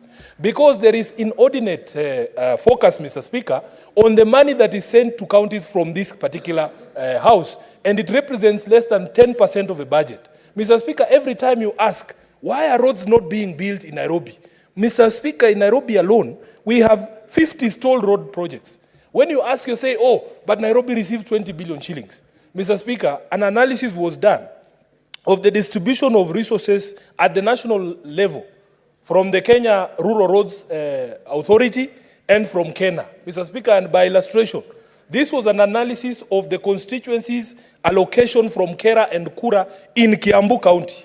And we will not be surprised that the person who was castigating Senate yesterday, the Honorable Kimani Ichung'wah, the Member of Parliament for Kikuyu, Mr. Speaker, out of the money that is allocated, 350 million shillings allocated to Kiambu County and Akura, 220 million shillings has somehow found its way to Kikuyu constituency, from where this Member of Parliament comes from. Mr. Speaker, 94% of the money under Kera is utilized in Kikuyu constituency alone, 1.45 billion shillings, Mr. Speaker. And if you ask Honorable Ichung'wah to add money to the counties, Nairobi alone, Mr. Speaker, the bill for electricity that is owed to Kenya Power is 1.5 billion shillings, Mr. Speaker. So that the money that Ichung'wah receives is enough Senator to pay our electricity bills here. Senator Gloria, what is your point of order? Thank you, Mr. Speaker. I am aware we are discussing county issues, but Mr. Speaker, we still have to be guided by our standing orders. And they are very clear about discussing any other member of, a member of parliament, either from the Senate, Mr. Speaker, or from here. And imputing improper motive, Mr. Speaker. Mr. Speaker, and I understand, Mr. Speaker, order, allow me. Honorable, order, allow me. Faki, order. Mr. Proceed. Speaker, protect me. I'm just saying, I understand that we are trying to highlight on the issues of devolution, Mr. Speaker. But can the Honorable Senator of Nairobi try and make his point without discussing another member of parliament who is actually not in the House, Mr. Speaker? That is my point of order. Senator Gloria, which standing order has been violated? Mr. Speaker, on, I think it's 98, Mr. Speaker. Mr. Speaker, just allow me, because I know that this is how we are used to sitting me down. There is even content 101, Mr. Speaker, contents of speech. If you go to 101.3, it shall be out of order to use offensive or insulting language, whether in respect of the senators or other. Now, 4, no senator shall impute improper motive to any other senator or to a member of National Assembly, except upon a specific and substantive motion, of which at least 3 days' notice has to be given, calling in question the conduct of that senator or member of parliament. Mr. Speaker, if we want to discuss about the Honorable Member of Parliament, Kimani Ichung'wah, Mr. Speaker, Sifuna should just bring a substantive motion and we can discuss his budget of his constituency and whether he's using his money or not. Mr. Speaker, Kimani Ichung'wah is not in the House today, so let Sifuna limit his elaborations and discussions to devolution and whatever is. We're leaving out Kimani Ichung'wah from this situation. Thank you. Order, honorable senators. The Senator for Nairobi, as you make your intervention, kindly adhere to that standing order. Do not impute any improper motive on either your honorable colleague senators or a member of parliament. So kindly proceed as advised. I am well guided, Honorable Speaker, but I was thinking that colleagues in this House would be more defensive of the decisions of this House, because yesterday the entire Senate was being discussed, Honorable Speaker. And in fact, Mr. Speaker, order, honorable Senator. Mr. Speaker, this is an extract of an analysis of the road allocations by those 2 national government entities in Kiambu County as a demonstration. Senator Gloria. Mr. Speaker, you must protect me from people who think that by rising on points of order against me, I'm going to make them famous. Because I see them sharing on social media that Sifuna and so are in an exchange. You will have to find your own fame by the quality of debate you bring to this floor. Mr. Speaker, let me conclude by saying, this, Mr. Speaker, to conclude. That the discussion about allocation of resources, about the needs of the county governments and the challenges to devolution have to be had in a sober space and with context, Mr. Speaker, because as I was explaining to you before the point of order, 1.4 billion shillings, Mr. Speaker, is the amount of money that we require as Nairobi to pay off all our debts at Kenya Power so that all these members who come to Nairobi from those rural constituencies can continue to enjoy those services that the city provides. So when people come here and castigate decisions of this Senate, Mr. Speaker, and attack devolution on the basis of malpractices here and there, yet those similar malpractices are actually present even in the national government. And I will be hoping, Speaker, as I conclude, that when this House puts together its mediation team, They will send serious senators to the mediation team who will not go there to try and defend Kimani Ichung'wah. I thank you, Mr. Speaker. Order, honorable senators. Before I ask the clerk to call the next order, I have this message to pass. Honorable senators, I wish to report to the Senate that I have, pursuant to Standing Order 46.3, received the following message from the Speaker of the National Assembly regarding the decision of the National Assembly on the Senate amendments to the Division of Revenue Bill, National Assembly Bills number 14 of 2024. The message dated Tuesday, 14th of May 2024, was received in the office of the Clerk of the Senate on the same date. Now, pursuant to Standing Order 46.4, I now report the message. Pursuant to the provisions of Standing Order 41.1 and 148B of the National Assembly Standing Orders, I hereby convey the following message from the National Assembly. Whereas on Wednesday, 20th of March 2024, the National Assembly passed the Division of Revenue Bill, National Assembly Bill number 14 of 2024, and thereafter referred the bill to the Senate for consideration in accordance with Article 110(4) of the Constitution. And whereas on Thursday, the 2nd of May 2024, the Senate considered and passed the said bill with amendments and referred it back to the National Assembly for concurrence. Further, whereas on Monday, 13th May of 2024, the National Assembly considered and rejected the Senate amendments to the bill, thereby committing it to a mediation committee in accordance with the provisions of Article 112(2) of the Constitution. Now, therefore, in accordance with the provisions of Article 112 of the Constitution and Standing Orders 41.1 and 148B of the National Assembly Standing Orders, I hereby convey the said decision of the National Assembly to the Senate and seek the appointment of 9 senators to a mediation committee to consider the bill in accordance with Article 113 of the Constitution. Honorable senators, consequent to the said decision, the Speaker of the National Assembly appointed the following members of the National Assembly to the Mediation Committee to consider the bill in accordance with Article 113 of the Constitution. The Honorable Ndini Nyoro, MP, the Honorable Mary Emai, MP, the Honorable David Ochieng, MP, the Honorable Nyakundi Mokaya, MP, the Honorable Samuel Moroto, MP, the Honorable Samuel Atandi, MP, the Honorable Naisula Lesuda, MP, the Honorable Dr. Makali Mulu, MP, and the Honorable Ali Wario Guyo, MP. Now, Honorable Senators, pursuant to the provisions of Standing Order 166(2) of the Senate, and in consultation with the majority and minority leaders, I will, at the appropriate time, appoint senators to the mediation committee. I thank you. Next order. Next order, clerk. You don't comment on messages, Senator for Nyandarua.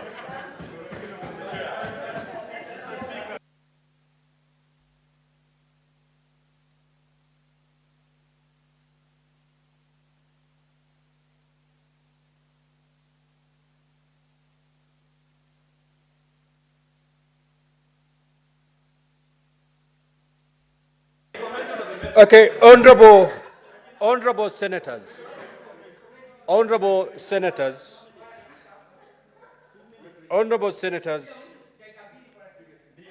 I will, with the limited powers given to me under Standing Order 1 of the Senate Standing Orders, I will allow limited comments on that message. 3 from the majority side and 3 from the minority side. Each speaking for 3 minutes. Senator Fonandi. Let me go here so that it is captured. Mr. Speaker, thank you very much. Mr. Speaker, I want to repeat. The reason as the majority side we supported an increment of 24 billion to 415 billion is to ensure there is equitable and equality in terms of development across the country. Mr. Speaker, it is a shaming. It is unfortunate that members of National Assembly, without running afoul of Standing Order 101, yesterday misled the country by saying we were removing CDF, Sijui Kera money. How, Mr. Speaker?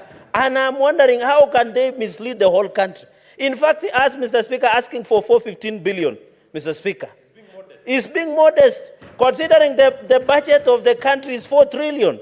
Mr. Speaker, in fact, the National Assembly must blame himself because the latest audited account, Mr. Speaker, is them who have taken behind. It will become a hard, Mr. Speaker. Mr. Speaker, I want to ask. In fact, I'm donating myself for free to be part of mediation so that I can fix them, Mr. Speaker, at the floor of the House, Mr. Speaker. Because as Bob Marley said before he died at 36 years old, Mr. Speaker, in 1981, more fire, Mr. Speaker. He said there is much too honest in terms of running a society, Mr. Speaker. I want to challenge, and I know the National Assembly, Mr. Speaker, let us allow counties have for 15 billion. Let us develop our counties, Mr. Speaker. Even if there are corruption, let us fight corruption, but give money to counties for development, Mr. Speaker. Senator Kajwang. Mr. Speaker, the nation must know that revenue is divided in Parliament. It is not divided at IBEC, it is not divided in Karen, it is not divided in private residences. And Mr. Speaker, I am very proud of this Senate, and more so the chair of the Finance Committee and the members of the Finance Committee, for standing up for county governments and for reasserting the role of Senate as a house that divides and allocates revenue. Mr. Speaker, when we set up that mediation committee, I hope we will put in men and women senators with spine, because in the 11th Parliament, we had mediation every year. In the 12th Parliament, we had mediation 3 out of 5 years. Mr. Speaker. Senator Kajwang, are you implying that we have senators without spine? Yes. Proceed. Mr. Speaker, we have a lot of senators with spine, not all of them.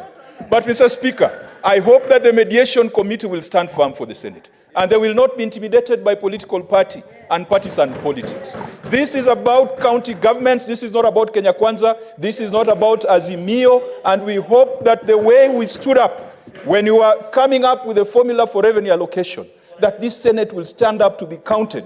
Where the Council of Governors failed at IBEC, where the National Assembly is failing county governments, that the Senate will be the house that lives up to defend and protect the interests of counties and their governments. And to the members of the National Assembly, when this money goes to counties, really, this money goes to constituencies. What we have seen of CDF, of course, there are some things on the ground we have seen, but we have also seen the cars in the parking lot coming from CDF. Let us be honest. You cannot be pointing fingers at governors and also not looking at what the rot and the problems that we have seen in allocation and distribution of the resources that should go to CDF. Mr. Speaker, the Supreme Court said that this House must be involved in decisions to do with the NGCDF, with the NGAF. And Mr. Speaker, we look forward to the day that that legislative proposal will be brought before the Senate, because the Senate will do the right thing and make sure that we respect the 2 levels of government in this country, national and county governments. Those are the 2 levels of government in the Constitution. Those other creatures were of the past Constitution. Mr. Speaker, the Senate is going to do the right thing, and the men and women in that mediation committee, please do not do what they did with Linturi. Shame on them. Shame. Senator Methu. Honorable Speaker, we watched with great disappointment yesterday, Honorable Speaker, as our colleagues were misleading the nation. And Honorable Speaker, there is something that we want to demonstrate that was not demonstrated at the National Assembly yesterday. When they proposed that counties get 391 billion, how much had they gotten last year?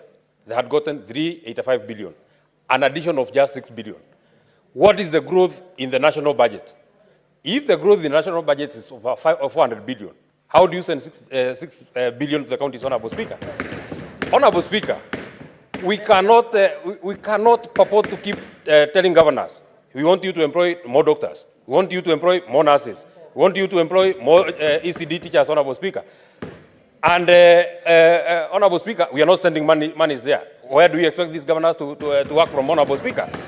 Number two, Honorable Speaker, there has not and there shall never be a competition between devolution and CDF, Honorable Speaker. If anything, the courts have pronounced themselves on the position of CDF, Honorable Speaker. For CDF to be constitutional, it has to come to this House, Honorable Speaker, so that we shall also make our voice known, Honorable Speaker.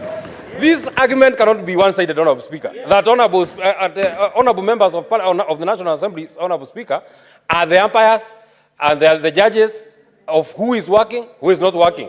Where have you gotten approval that what is working is only NGCDF and GAV, Honorable Speaker, and devolution is not working, Honorable Speaker? Honorable Speaker, Honorable Speaker, we want medicine in our hospitals, Honorable Speaker.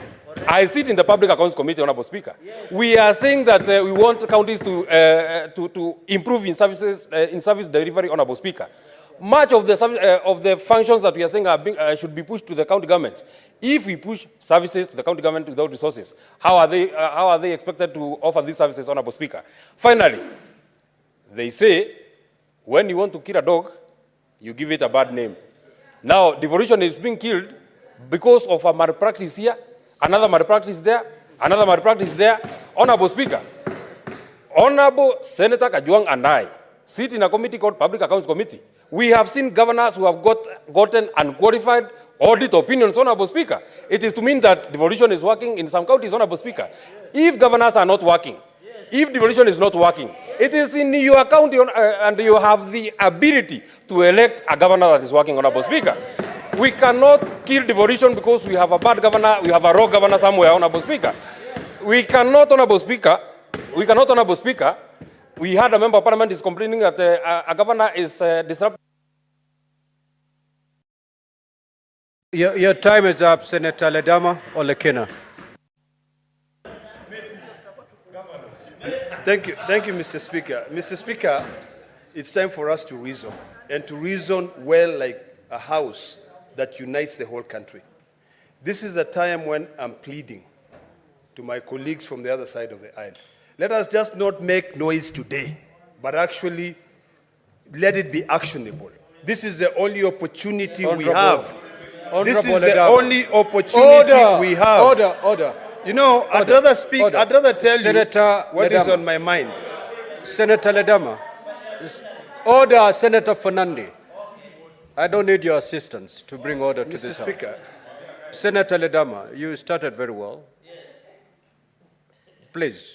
There is no side or there is no honorable senator who has made any noise. Because if you made any noise, I would have thrown them out. Kindly use parliamentary language. You are doing well so far. Proceed. Mr. Speaker, you know, the time for reckoning will come.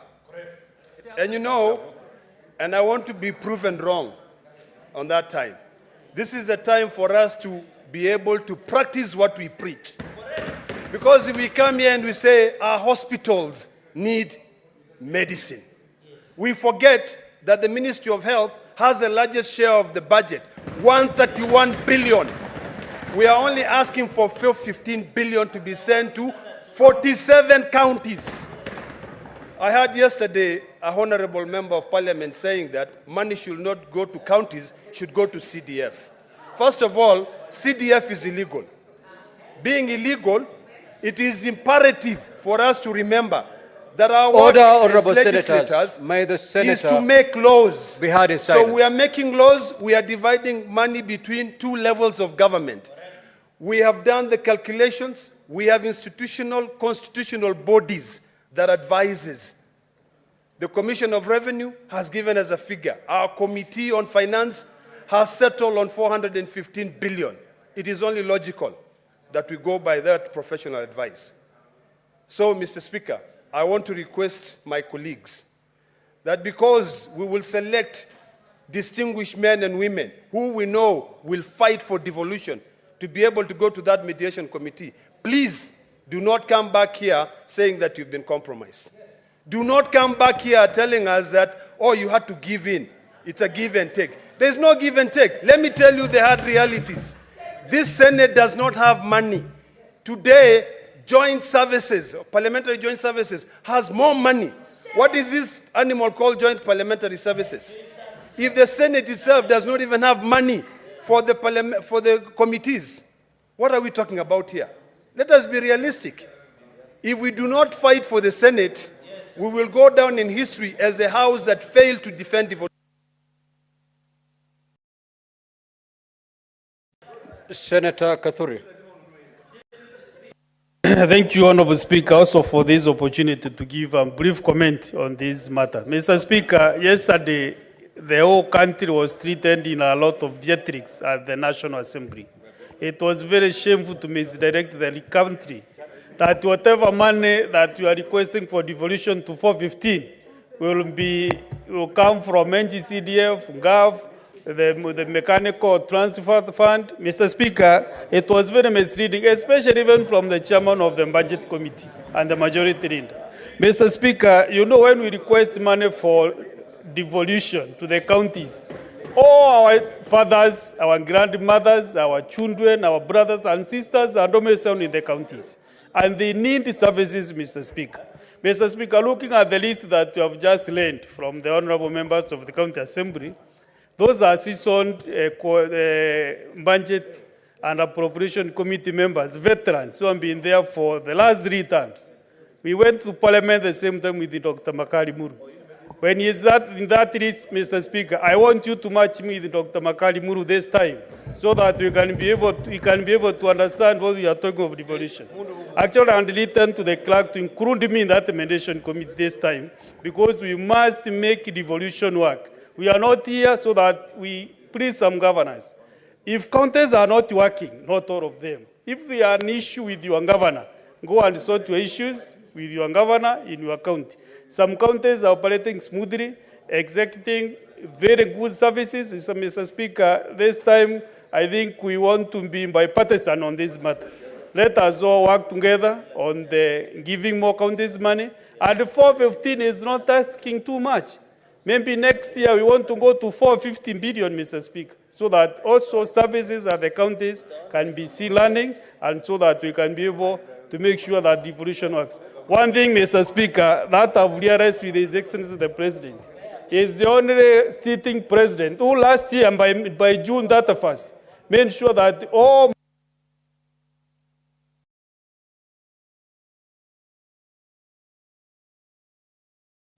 monies will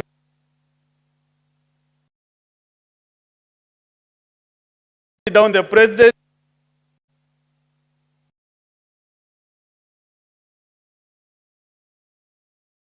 Senator Faki.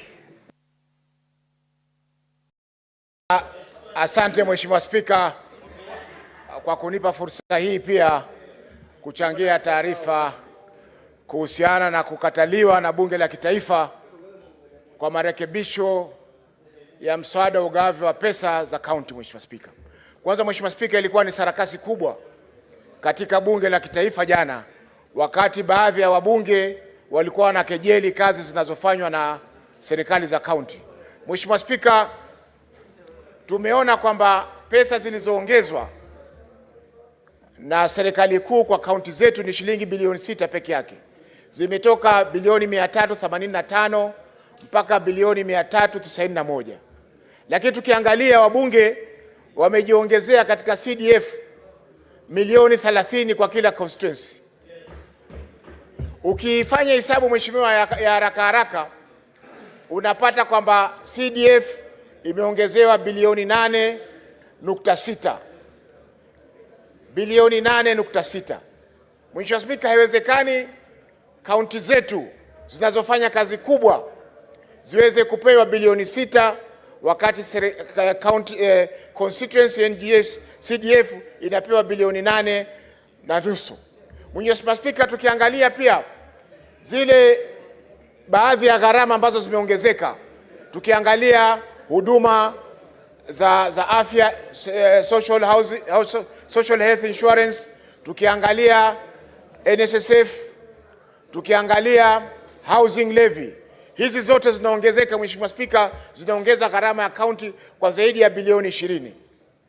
Kwa hiyo Mheshimiwa Spika, haiwezekani sisi kama bunge la Senate ambao ndio tunalinda ugatuzi, tuweze kuambiwa kwamba kaunti zetu hazifanyi kazi. Kila kaunti, Mheshimiwa Spika, inafanya kazi. Kama kaunti yako haifanyi kazi, ni wewe na gavana wako. Kama Kiambu haifanyi kazi, ni wao na Wamatangi, gavana wa Matangi. Kama Murang'a haifanyi kazi, ni wao na Kang'ata. Kama Meru haifanyi kazi, ni wao na Kawira. Lakini wasiweze, kwa sababu kama Kisii haifanyi kazi, ni Uroba na Simba Arati. Kwa Mheshimiwa Spika, kila soko, Mheshimiwa Spika, katika sokoni, Mheshimiwa Spika, ukinunua tomato, kuna nyingine ni mbovu, nyingine ni nzima. Na ndio hivyo katika ugatuzi, na ndio hivyo katika CDF. Kuna wananchi ambao wanalia katika CDF yao hawapati huduma zozote. Lakini pesa kila mwaka zinakwenda katika CDF hili. Kwa hiyo na wasii wenzangu ambao tutachaguliwa katika... Senator Alexander Mundege.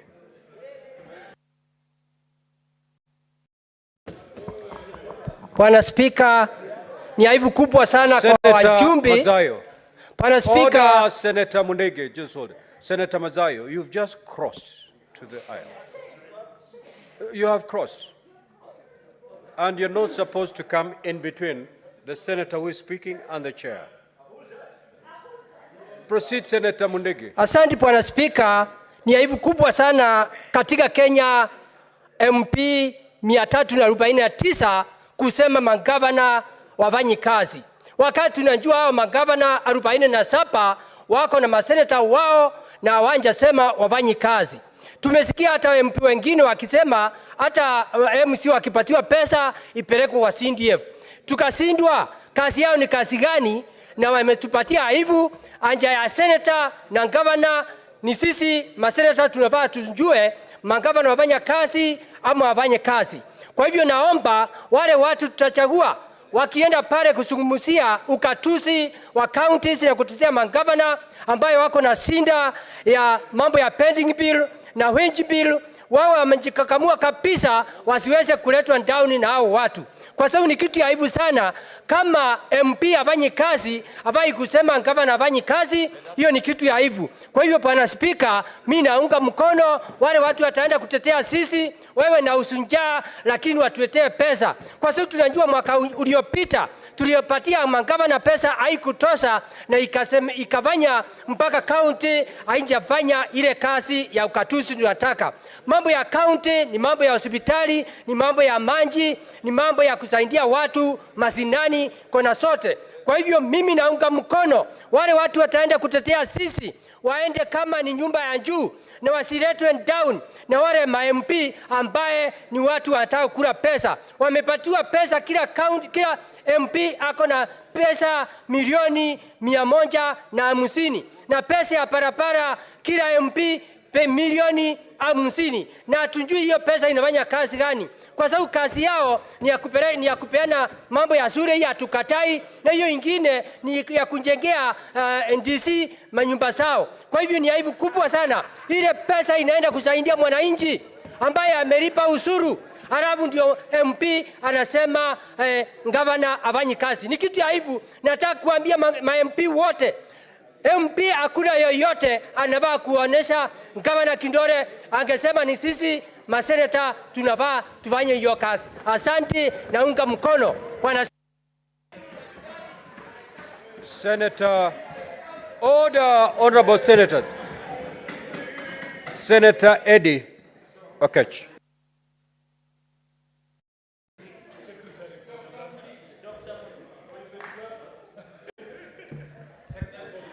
Mr. Speaker, I think it is high time that the Senate, these honorable senators, and the people of Kenya march on the streets and take these MPs out of Bunge.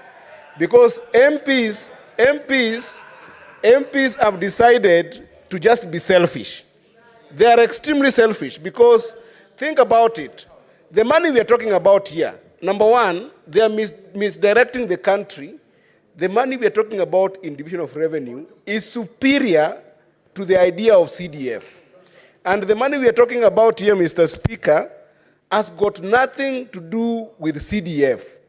The senators that you are seeing here, the people of the country should know that these senators are not selfish compared to the members of National Assembly, because the senators are fighting for money to go to the people. It's not the money that the senators are going to control. These monies are going directly to counties and to the people.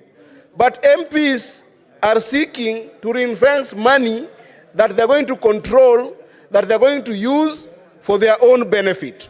And number two, Mr. Speaker, the money that we proposed as Finance and Budget Committee, Mr. Speaker, in reality, it is only 13% of the money that is going to be raised in this country as projected revenue.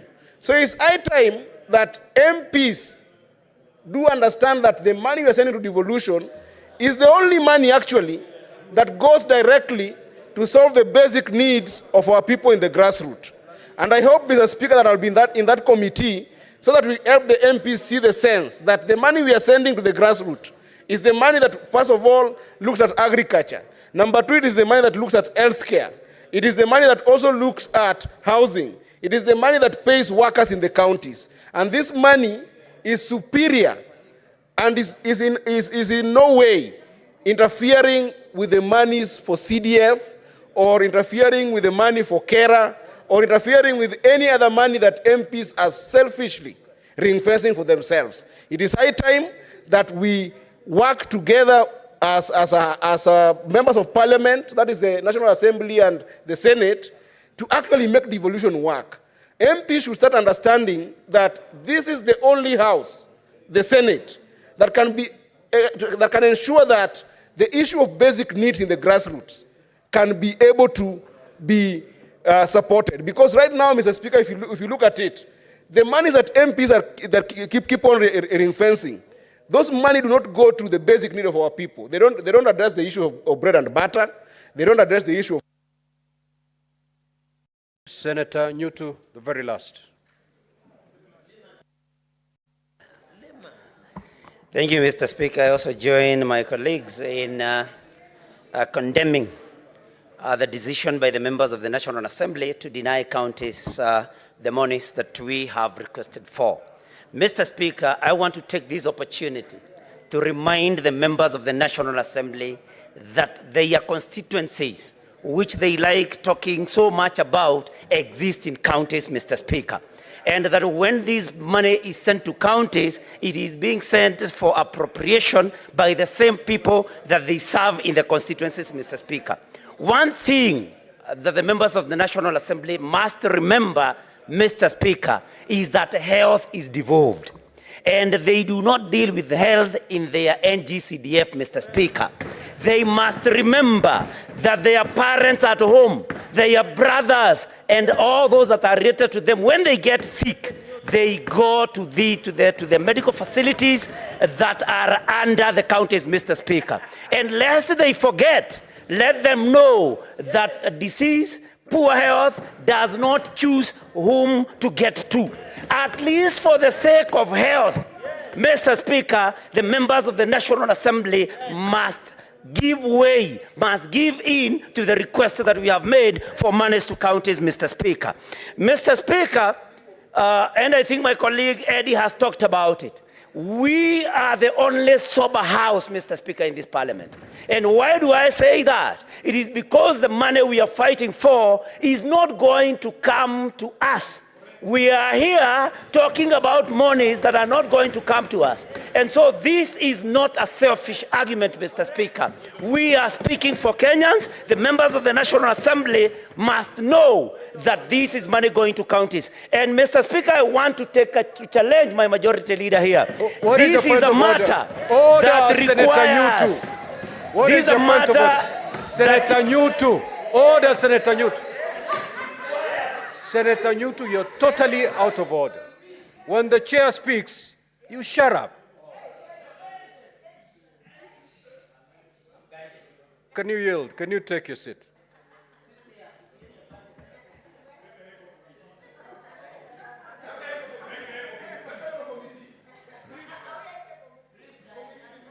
Can you give the microphone to the majority leader, please? Thank you, Mr. Speaker. I know this is a very emotive issue. And for those of us that have been around this roundabout for a while, we know a few things about how to win and how to lose this battle. Mr. Speaker, did you hear the senator for Muranga, my good friend, Senator Joe Nyotu, have it on record and just pause that, Mr. Speaker, and reflect on the fact that our standing orders provide clearly for relations between both houses of parliament.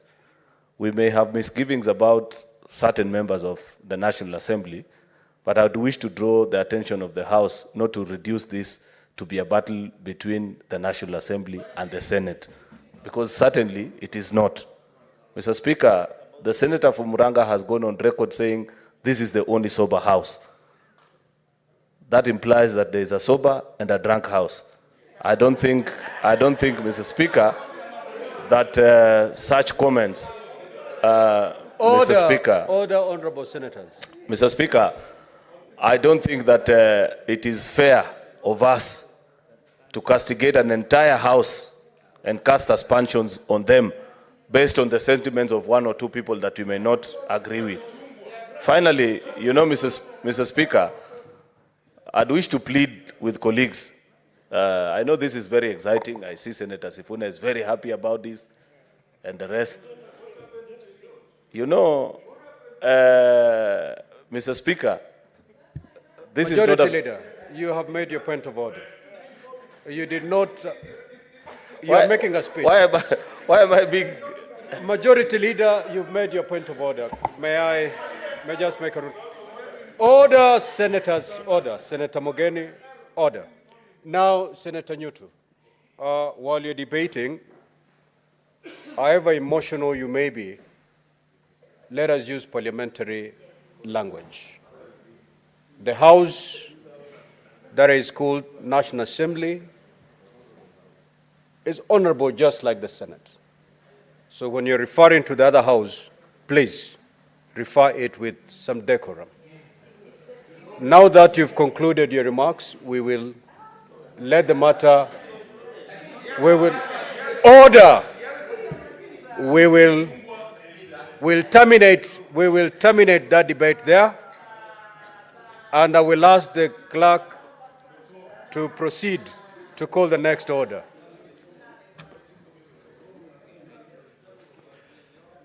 Before the clerk calls the next order, honorable senators, allow me to invoke Standing Order 45-2 to rearrange the sequence of today's order paper for the convenience of the House. We will move to handle Order 12 and thereafter resume normal flow of business as contained in today's order paper. Clerk, you may proceed to call that order. Order number 12, Committee of the Whole, the Gambling Control Bill, National Assembly Bills number 70 of 2023. Outstanding.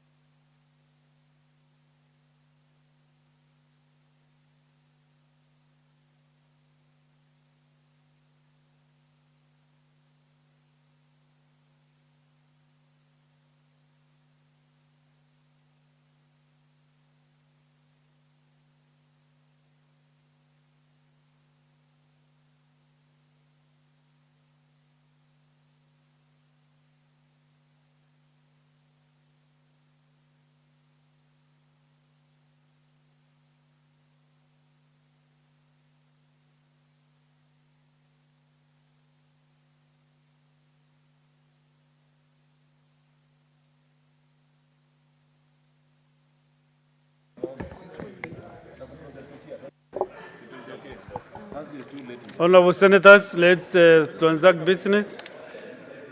No time to waste. Senator Medu. Honorable Senators. Senator Medu and the Kamkunji led by the minority leader. Let's dismantle those Kamkunjis. Minority leader. Senator Mazayo.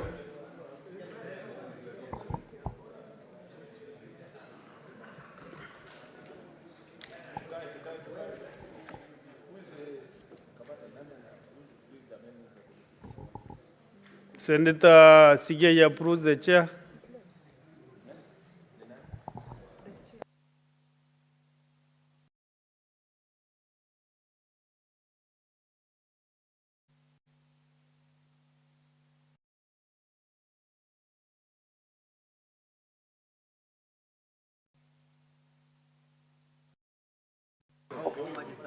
Here's the vice chair.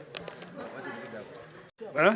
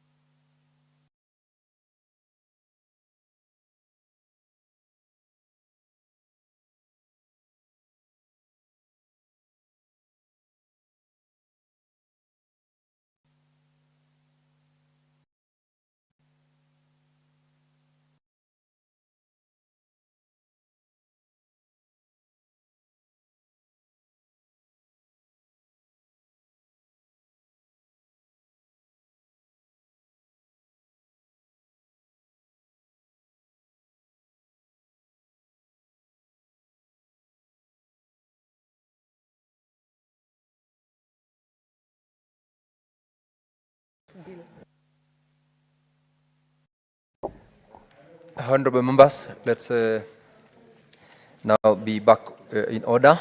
We are on the Committee of the Whole on the Gambling Control Bill, National Assembly Bills number 70 of 2023.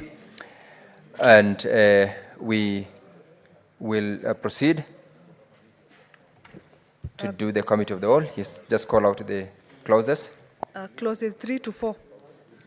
Honorable Senators, I propose the question that clauses 3 and 4 be part of the bill, and I put the question that clauses 3 and 4 be part of the bill. Division at the end. Clause 5. Under clause 5, I propose the question that clause 5 be part of the bill, and call the mover, the chairperson, Standing Committee on Labor and Social Welfare, Senator Mulgor. Senator Mbugwa, you're doing it on behalf of the chairperson. Proceed to move the amendment. Honorable Chair, I beg to move that clause 5 be amended as per the order paper. Honorable Senators, I propose the question that clause 5 be amended as proposed, and I put the question that clause 5 be amended as proposed. Division at the end. Clause 6. Clause 6, I propose the question that clause 6 be part of the bill, and put the question that clause 6 be part of the bill. Division at the end. Clause 7. Clause 7, honorable members, I propose the question that clause 7 be part of the bill, and ask the chairperson, Standing Committee on Labor and Welfare and Social Welfare, to move the proposed amendment. Mr. Chair, I beg to move that the clause 5 be amended as per the order paper. Clause 7. Clause 7. Correction, clause 7, thank you. And I propose the question that clause 7 be amended as proposed, and I put the question that clause 7 be amended as proposed. Division at the end. Clauses 8 to 9. I propose the question that clauses 8 to 9 be part of the bill, and I put the question that clauses 8 and clause 9 be part of the bill. Division at the end. Clause 10. Honorable Senators, I propose the question that clause 10 be part of the bill, and call upon the chairperson, Standing Committee on Labor and Social Welfare, to move the proposed amendment. Honorable Chair, I beg to move that clause 10 be amended as per the order paper. I now propose the question that clause 10 be amended as proposed, and I put the question that clause 10 be amended as proposed. Division at the end. Clauses 11 to 20. Honorable members, I propose the question that clauses 11, 12, 13, 14, 15, 16, 17, 18, 19, and 20 be part of the bill. I put the question that clauses 11, 12, 13, 14, 15, 16, 17, 18, 19, and 20 be part of the bill. Division at the end. Clauses 21 to 27. Honorable members, I propose the question that clauses 21, 22, 23, 24, 25, 26, and 27 be part of the bill, and I put the question that clauses 21, 22, 23, 24, 25, 26, and 27 be part of the bill. Division at the end. Clause 28. Honorable Senators, I propose the question that clause 28 be part of the bill, and I asked the Honorable Senator Samson Cherargei to move the proposed amendment to clause 28. Mr. Speaker, Mr. Chair, I propose that clause 28 of the bill be amended A in subclause 2 by deleting paragraphs O, P, and Q, and by deleting on part B by deleting subclause 4. Honorable Senators, I now propose the question that clause 28 be amended as proposed, and put the question that clause 28 be amended as proposed. Division at the end. Clauses 29 to 30. I propose the question that clause 29 and clause 30 be part of the bill, and I put the question that clause 29 and clause 30 be part of the bill. Division at the end. Clause 31. I propose the question that clause 31 be part of the bill, and call upon Senator Cherargei to move the proposed amendment. Chairperson, I propose that clause 31 of the bill be amended in subclause 3 by deleting the word 12 appearing immediately after the words a period of and substituting thereof the word 36.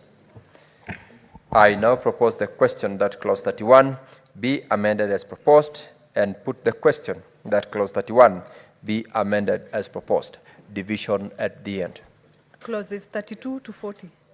I propose the question that clause 32, 33, 34, 35, 36, 37, 38, 39, and 40 be part of the bill.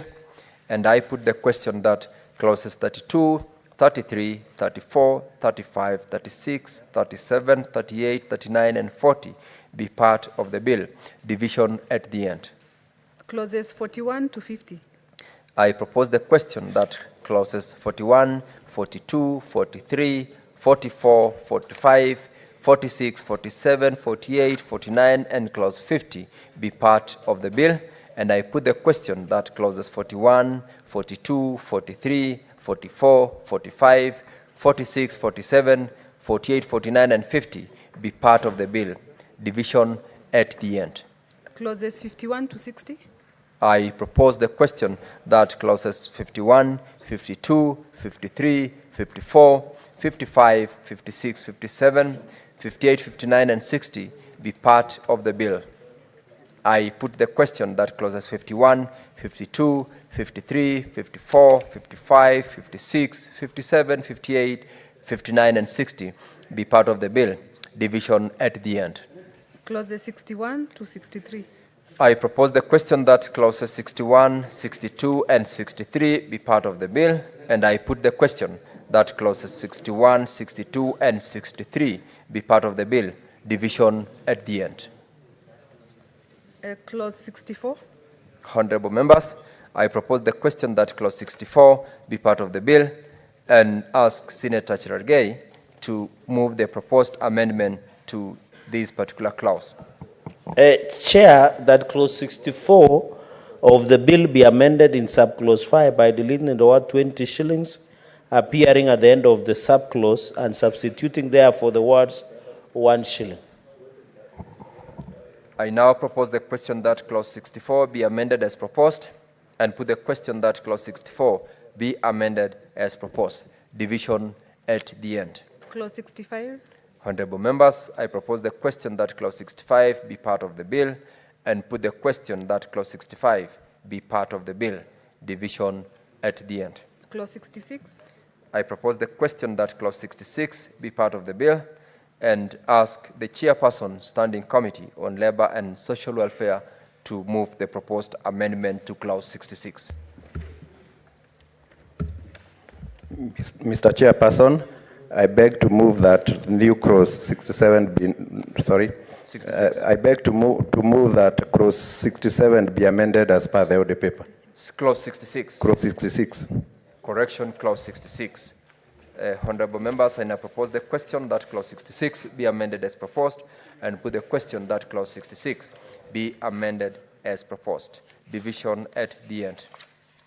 Clauses 67 to 68.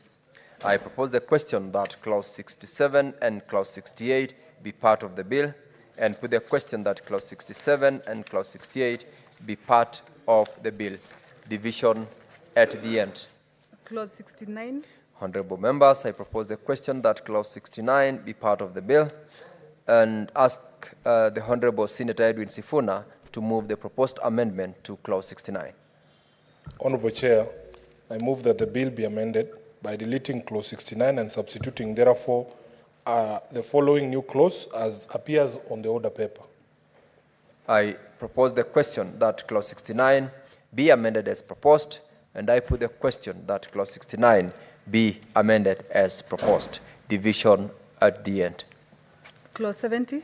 I propose the question that clause 70 be part of the bill, and I put the question that clause 70 be part of the bill. Division at the end. Clause 71. Clause 71, I propose the question that clause 71 be part of the bill and ask the Honorable Senator Samson Cherargei, MP, to move the proposed amendment to clause 71. Mr. Chairperson, I propose that clause 71 of the bill be amended in subclause 3 by deleting the words 5 million, appearing immediately after the words not less than, and substituting therefore with the words 50,000. I now propose the question that clause 71 be amended as proposed, and put the question that clause 71 be amended as proposed. Division at the end.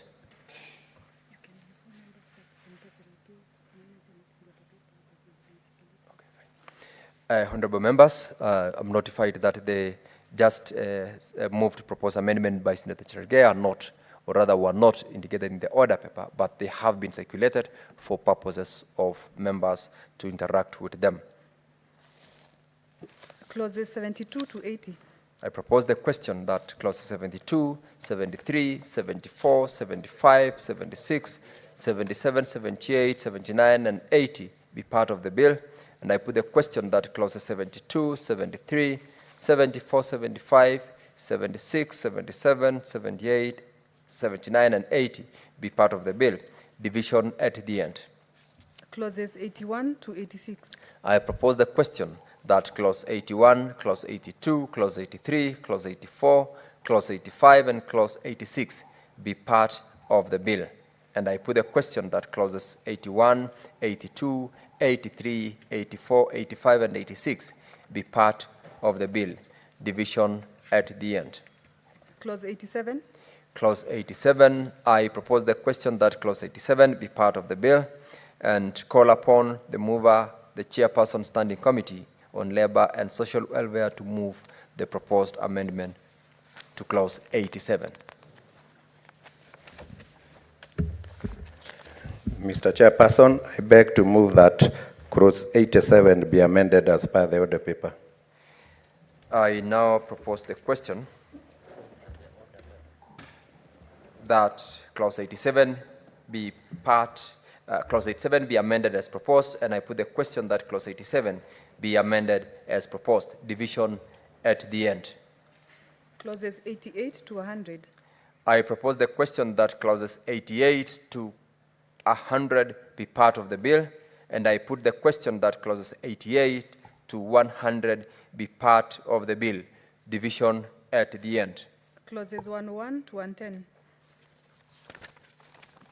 I propose the question that clause 101, 102, 103, 104, 105, 106, 107, 108, 109, and 110 be part of the bill, and I put the question that clauses 101, 102, 103, 104, 105, 106, 107, 108, 109, and 110 be part of the bill. Division at the end. Clauses 118, 111 to 118. I propose the question that clauses 111, 112, 113, 114, 115, 116, 117, and 118 be part of the bill, and I put the question that clauses 111, 112, 113, 114, 115, 116, 117, and 118 be part of the bill. Division at the end. Clause 119. I propose the question that clause 119 be part of the bill, and ask the chairperson, Standing Committee on Labor and Social Welfare, to move the proposed amendment to clause 119. Mr. Chairperson, I beg to move that clause 119 be amended as proposed. I now propose the question that clause 119 be amended as proposed, and put the question that clause 119 be amended as proposed. Division at the end. Clauses 120 to 122. I propose the question that clause 120, 121, and 122 be part of the bill, and I put the question that clauses 120, 121, and 122 be part of the bill. Division at the end. Clause 123. I propose the question that clause 123 be part of the bill, and ask the chairperson, Standing Committee on Labor and Social Welfare, to move the proposed amendment. Mr. Chairperson, I beg to move that clause 123 be amended as proposed. I now propose the question that clause 123 be amended as proposed, and I put the question that clause 123 be amended as proposed. Division at the end.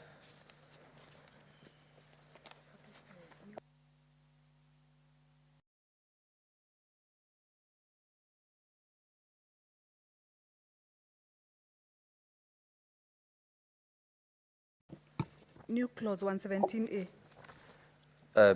New clause 117A.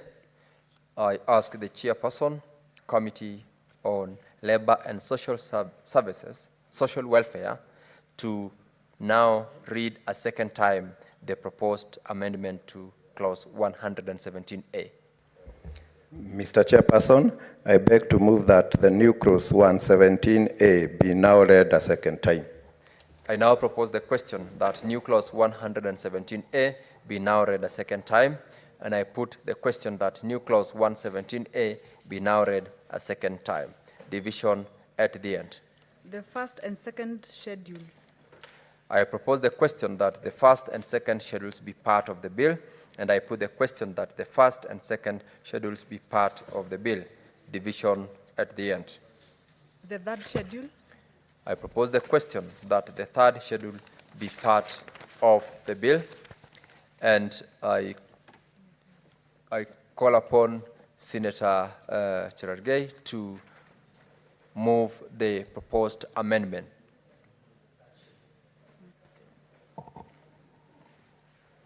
Mr. Speaker, I propose that in the third schedule of the bill be amended paragraph B by deleting the amount 200 million shillings and substituting therefore with amount 20 million Kenya shillings. And B, paragraph C by deleting the amount 200 million shillings and substituting therefore to amount of 20 million shillings. I propose, Chair. Honorable members, the Honorable Senator Edwin Sifuna had a similar, an amendment to this third schedule, and I want to call upon yourself as well to either adopt the proposed amendment by Senator Cherargei or otherwise. Yes, Chairman, in fact, I confirm that I would fully adopt the amendment as proposed by Senator Cherargei. Honorable members, I now propose the question that the third schedule be amended as proposed, and I put the question that the third schedule be amended as proposed. Division at the end.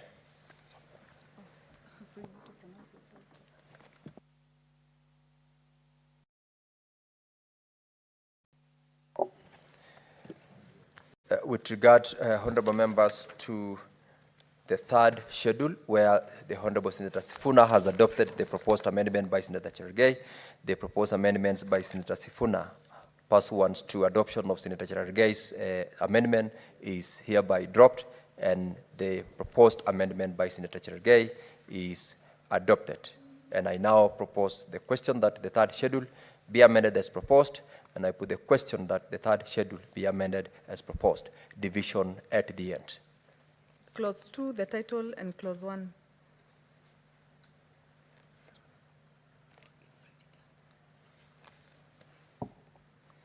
Honorable members, I now propose the question that clause 2, the title, and clause 1 be part of the bill, and I put the question that clause 2, the title, and clause 1 be part of the bill. Division at the end.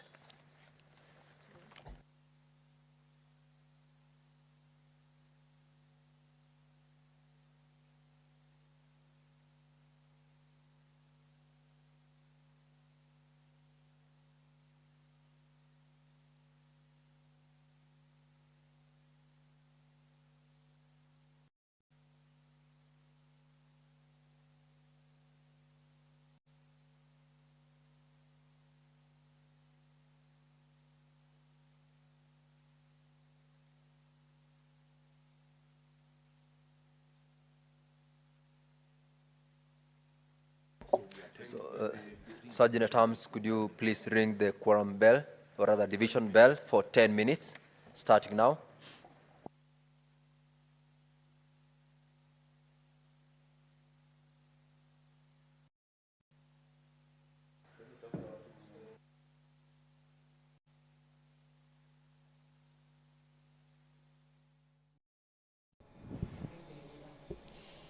imeniumiza.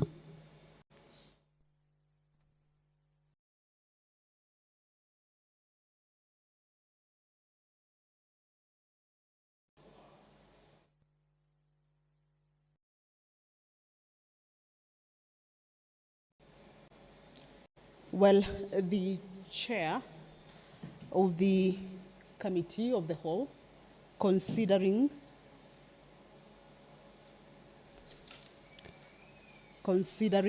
the gambling control bill, a bill originating from the National Assembly, bill number 70 of 2023, that is Honorable Hilary Sigei has directed that the division bell be rung for 10 minutes.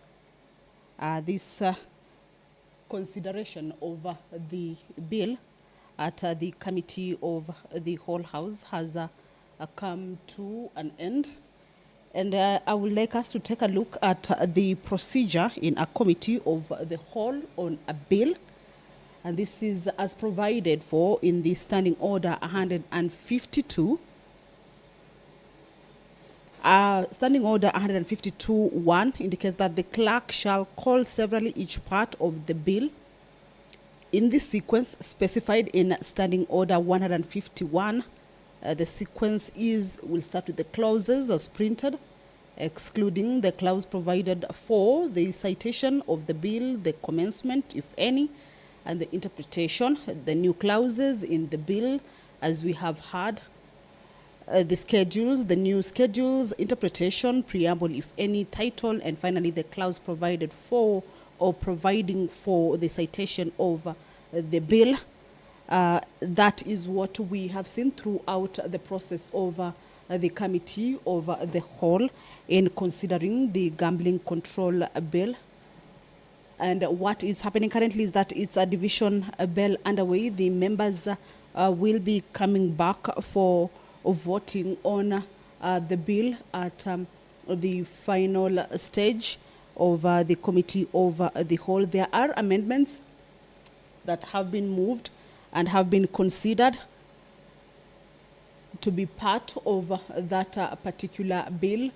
Once that bill is done, the doors will be closed and the bars will be drawn, and the members will be voting on this bill with the amendments that have been discussed during that whole process when the members were considering this bill at the committee of the whole. This bill seeks to provide for the regulation of betting, casinos, and other forms of gambling, authorization of prize competitions, and public lotteries, for the establishment of the Gambling Regulatory Authority of Kenya, for the imposition of tax on betting and other forms of gambling.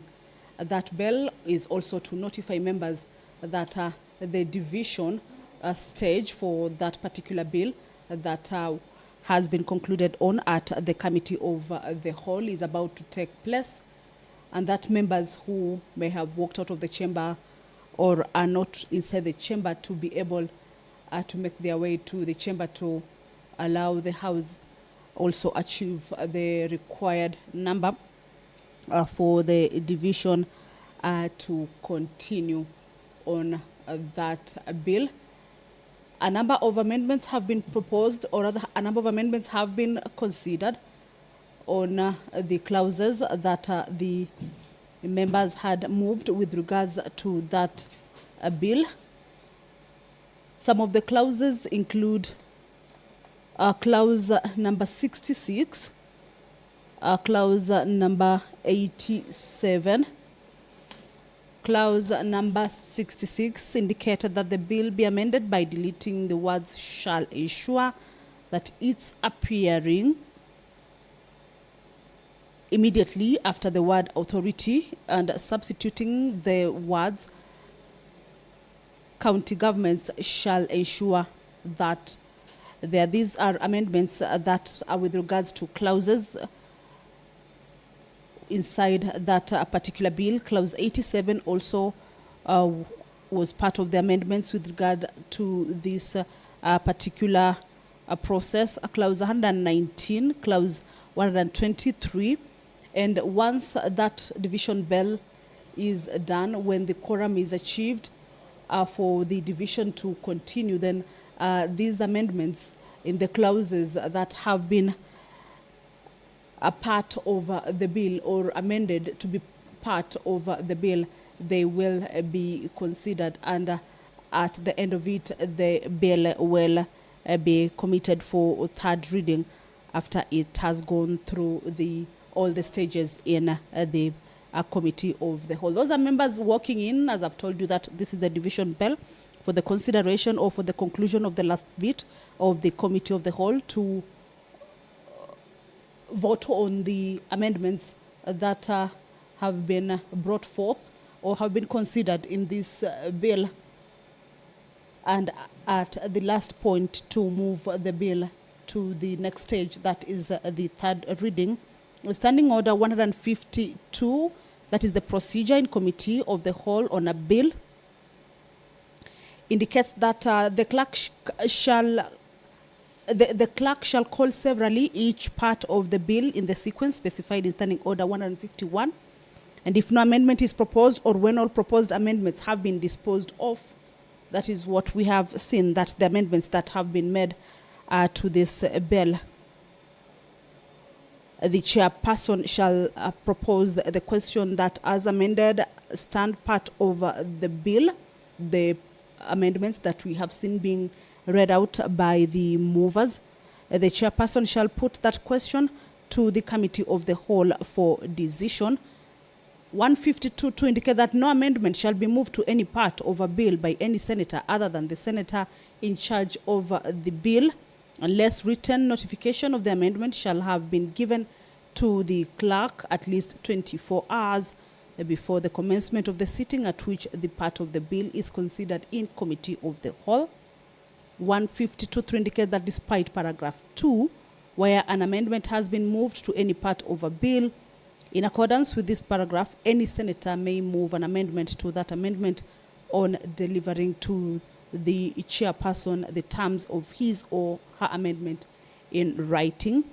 Part 4 indicates that a senator moving an amendment or a further amendment to any part of the bill under paragraphs 2 and 3 shall explain the meaning, purpose, and effect of the proposed amendment or further amendment. Part 5 indicates that the amendment shall be permitted to be moved to a bill if the amendment deals with a different subject or topic or unreasonably and duly expands the subject of the bill, or is not appropriate or is not in logical sequence to the subject matter of the bill. Well, senators have walked into the chambers. The bell is off. We will just want to understand whether, okay, the bell is still on, meaning that that quorum has not yet been achieved. This is the division bell. The senators have just concluded the consideration of the gambling control bill at the committee of the whole. And the division is for the members to be able to finalize on the process of the bill at the end of it, on voting on the amendments that have been proposed, or the amendments that have been considered during the committee of the whole and have been amended to be part or to stand as part of the bill, and then give way for the bill or pave way for the bill to proceed to the next stage, that is the third reading stage. But this is a bill that seeks to provide for the regulation of betting, casinos, and other forms of gambling, authorization of prize competitions and public lotteries, for the establishment of the Gambling Regulatory Authority of Kenya, for the imposition of tax on betting and other forms of gambling. That is the purpose that this bill seeks to achieve. And it is a bill whose debate was already concluded at the second reading stage. Amendments that were brought forth at that point have been considered at the committee of the whole House. And now the process of considering those amendments has been disposed of with, but the voting is what is now set to happen on the amendments that have been discussed there and are set to be put as part of the bill. So allow me to... Senator Halwale, let's resume our seats for purposes of reporting. Honorable members, we need to report on the progress. I want to call upon the mover, the majority leader.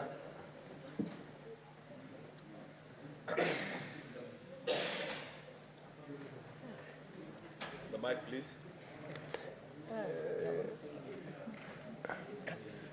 Proceeds to report from the dispatch. Yes. Honorable Chairperson, I beg to move that the committee do report to the Senate its consideration of the Gambling Control Bill, National Assembly Bill number 70 of 2023, and its approval thereof with amendments.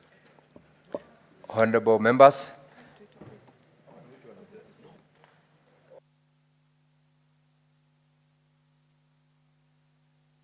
Sorry, take that again, Mr. Speaker. Chairperson, pursuant to Standing Order number 153, I beg to move that the Committee of the Whole do report on its consideration of the Gambling Control Bill, National Assembly Bill number 7 of 2023, and seek leave to sit again tomorrow. Honorable members, I now put the question that the Committee of the Whole do report on its consideration of the Gambling Control Bill, National Assembly Bills number 70 of 2023, and seek leave to sit again tomorrow. Will as many as are of that opinion say aye? Aye. Will as many as of a contrary opinion say nay? The ayes have it. Honorable Senators, Mr. Speaker.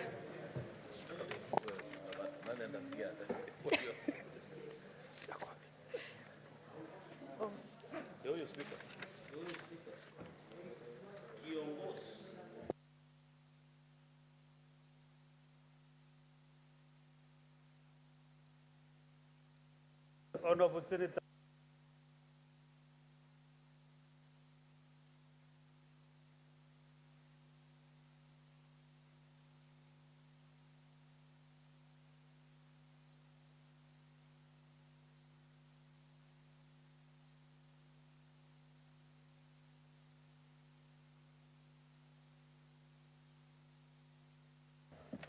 Chairperson, we are now on this, the Gambling Control Bill, National Assembly Bills number 7 of 2023. Chairperson.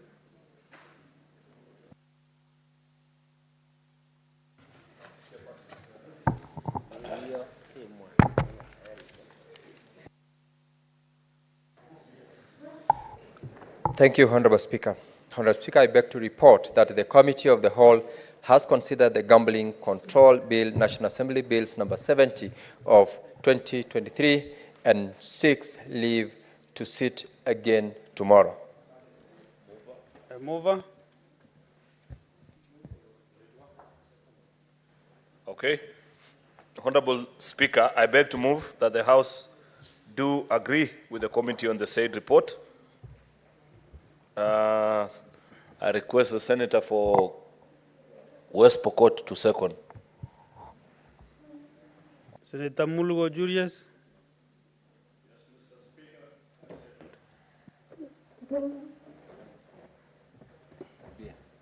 Thank you, Honorable Senators. I propose the question that the House do agree with the committee in the Senate report. I put the question that the House do agree with the committee in the Senate report. As many as of similar opinion say aye. Aye. As those of contrary opinion say nay. There is of it. There is of it.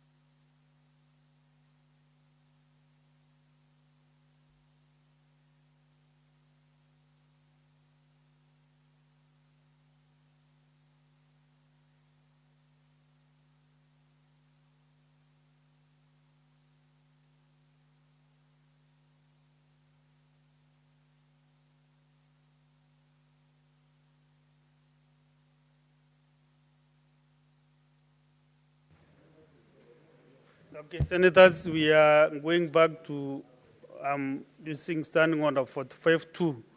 We go back to order number 8. And then 9 in that order.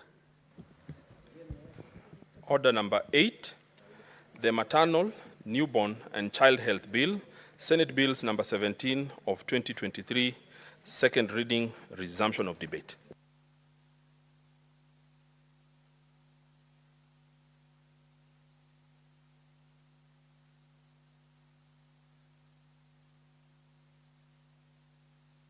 Senator Kalora, you seem to have spoken on this bill. Sorry? No, the two of them have not. Okay, proceed and make your brief comments. The two of them have not. Either you or Senator Chalgay, are you ready also? Okay. So are you quizzing on by camera or the other one, under number 8, newborn child? As an expert in that field, proceed and make your comments.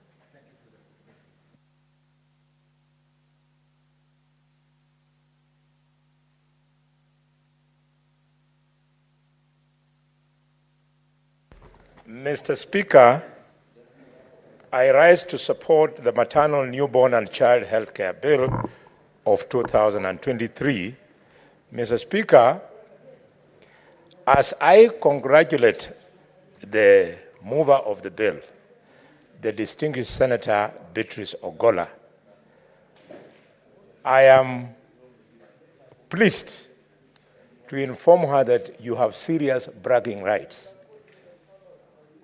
For all these years, the farthest we have gone, in fact, shame on us, who are not only doctors, but we have also been in this house for many years. The farthest we have gone, Senator Beatrice, is to talk about free maternal child health care and funding. This, Mr. Speaker, was merely a scratch on the surface of the real needs of this category of Kenyans. I therefore want to congratulate you, and having gone through the bill, I realize how deeply you have reflected on it, and I support. Mr. Speaker, this matter is so serious, especially when you weigh in the statistics. For every 100,000 women who deliver, a whopping 530 actually die during childbirth. This is the national average. And it is not acceptable that the counties from the so-called, the former Northern Frontier districts, namely Mandera, Wajir, and Turkana, are leading in this category. That a young girl can stay for 9 months looking forward to getting a beautiful baby. She not only loses the baby, but also loses her own life. In Mandera, it is as scaring as 3,800 women die at childbirth out of every 100,000 deliverers. In Wajir, 1,683, and in Turkana, 1,594. This bill seeks to speak to this so as to right it. What's more, when those women die, they do not die alone, Mr. Speaker. Some of them die with the children. And because of the challenges facing this particular age group, you find that for every 100,000 children born in Kenya, 500 of them die, Mr. Speaker. Garissa leads with 641, and Nyeri performs best. In Nyeri, only 67 children die. So we have work to do, and this is the work as a House of Legislation we are discharging. Mr. Speaker, going through this bill, my attention was captured by Clause 6. In Clause 6, this is a list of the services for a non-pregnant woman. The mover has included from A, family planning services, preconception care services, and so on, up to, Madam Speaker, up to E.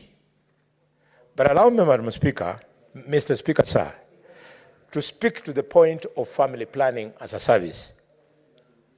You'll remember when I look at your gray, the beautiful goatee, you'll remember you and I when we were growing. The excessive emphasis there was on family planning.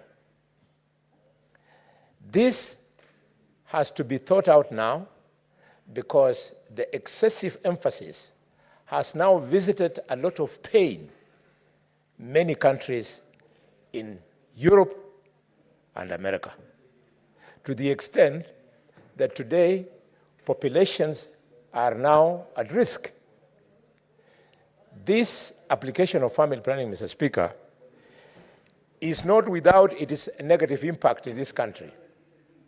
I have gone to a constituency in Central Province, Mr. Speaker, namely Kidunguri, and I saw the dwindling number of children in early childhood development centers. Honourable members, I'm trying to follow up what the member is saying, but there is some interruption from my right-hand side. Thank you, Mr. Speaker. In fact, Mr. Speaker, I thank you. I would like to appeal to young Karen to know that in Parliament, no two senators can be on their feet at the same time.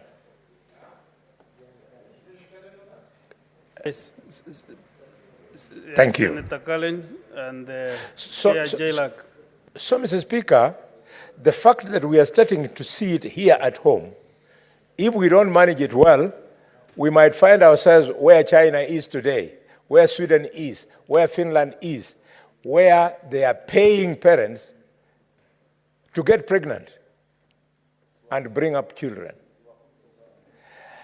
When I see His Excellency the President trying to encourage young people to look for jobs beyond our borders, some people try to undo that innovative move by referring to what President Kibaki said. Kibaki was encouraging our professionals to remain here. But 20 years later, where Kibaki was is not where the world is.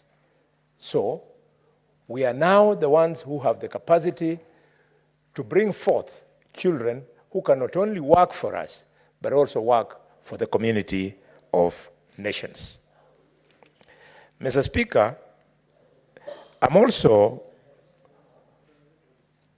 impressed by Clause 7. Sorry, Senator Boni, did you just close through my Senator Chalagay? Yes. And did not see you on board that time because you are very visible, so I did not see you walk to the higher. Mr. Speaker, sir, in Clause 7, the bill seeks to offer services for pregnant women, and amongst them, there is early detection of pregnancy, free prenatal care, and so on.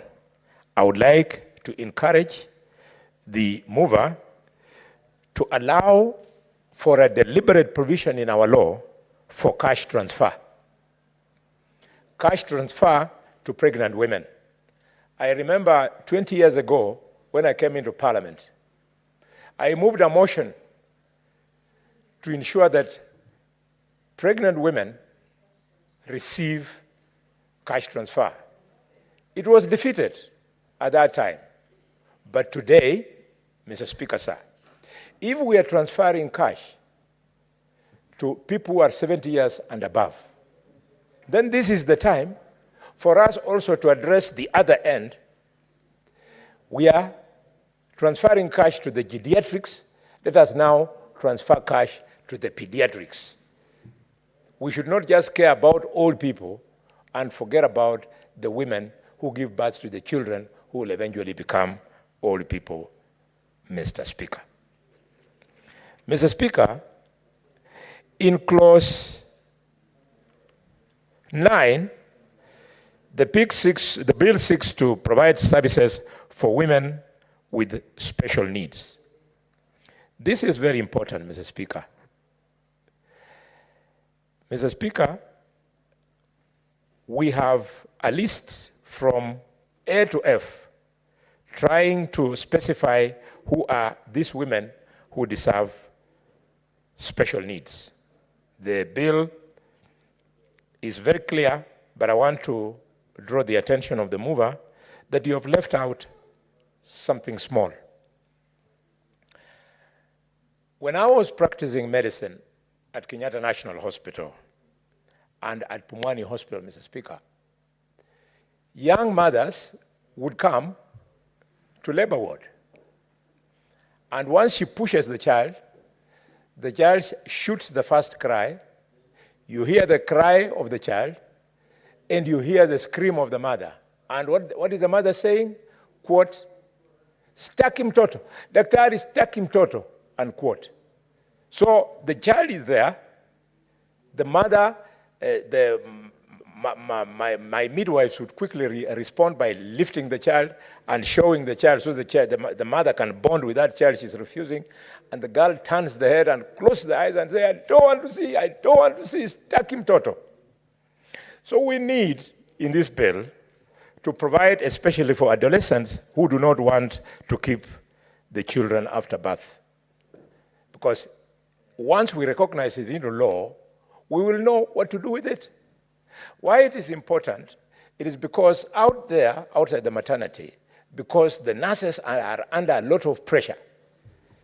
Like in Bumwani at one time, you can have 40 to 50 women popping up children in 1 minute. So the nurse is overwhelmed.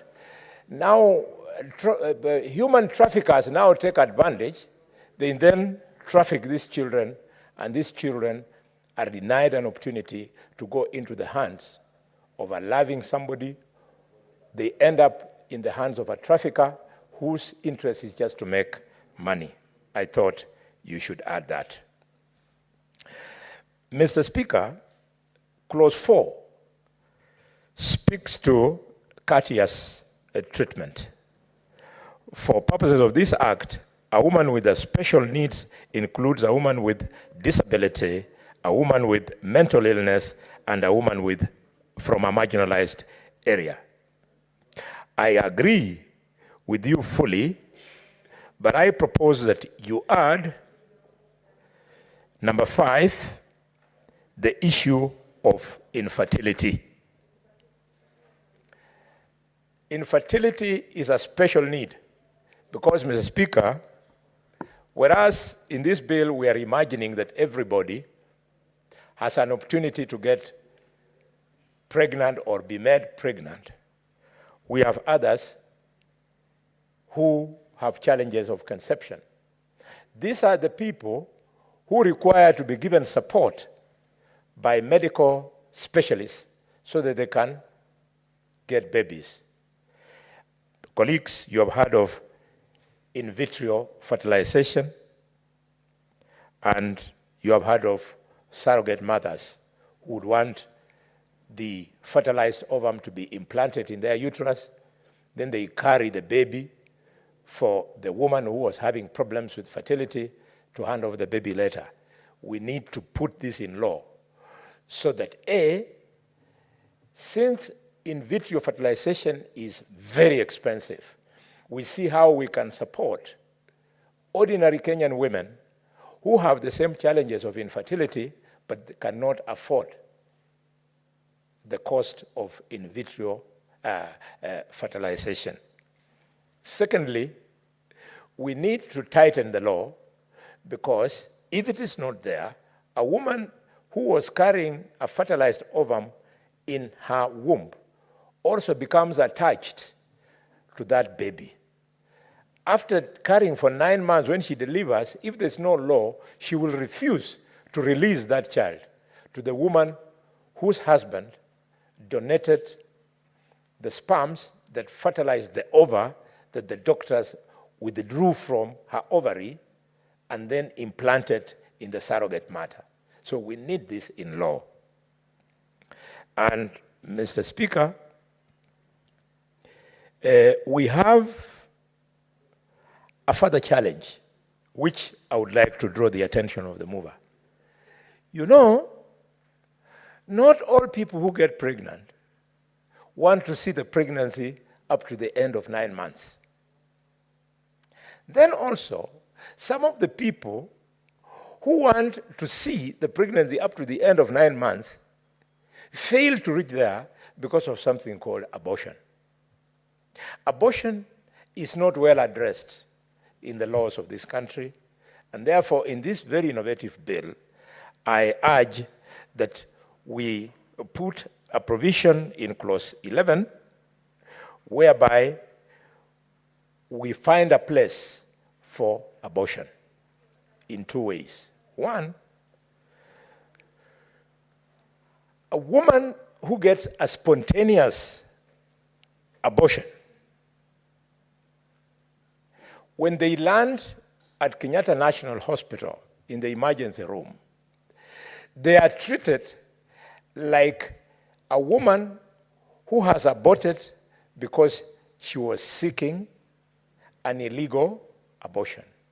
So the treatment is traumatizing. It is traumatizing. A woman who was 3 months pregnant and has been waiting for this baby, she arrives in with other women who have procured a backstreet abortion, something we call incomplete abortion. And they are treated very inhumanly because assumption is that all these women might have sought backstreet abortions. So we need the law to be clear so that care is given to these women. And more importantly, because the mover has remembered the mental health of the pregnant women, please, we need to have counseling services at the abortion end of the law to provide for mental care for women whose children die during abortion, and also women who themselves actually die when procuring an abortion. Mr. Speaker, clause 12 speaks to the role of the cabinet secretary. And the mover of the motion has clearly given those roles, and I want to laud you. Given the experience we had in the fertilizer, it looks like we should continue going your route, so that every law should be telling a minister their role. So when a minister of health has failed to observe what you have stipulated in clause 12, if a motion of impeachment is brought against that minister, they don't start shifting blame. Because the death of a mother, the death of a baby, it's extremely traumatizing, and if there was something that a cabinet secretary was supposed to do to prevent it, and they don't, then let us be where Finland is, where Sweden is, where the US is. That is, then the cabinet secretary takes political responsibility. I laud you for this. Now, Mr. Speaker, in clause 13, the bill seeks to ensure that reports are taken to Parliament. And the mover says that a report under this section shall include a description of the activities and interventions undertaken by the ministry in respect of maternal, newborn, and child health services, and B and C. I would like the mover to also consider amending the bill by introducing 13(2)D, where D, I propose that the report to be brought to Parliament should include a record per county of the maternal deaths and a record per county of the neonatal deaths. Why this is important is that we are now in the era of devolution. So, because to me, the new constitution, devolution was about serving people. And this is a bill seeking life, and the women giving people an opportunity to start life, get the best services. If we get this per county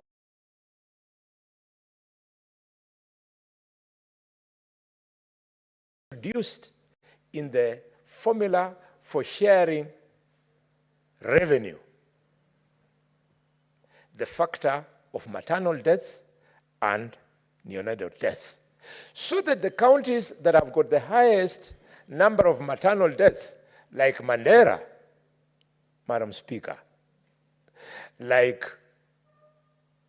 Wajir, like Turkana, can actually have it factored in so that they get a higher allocation to be able to meet that particular challenge.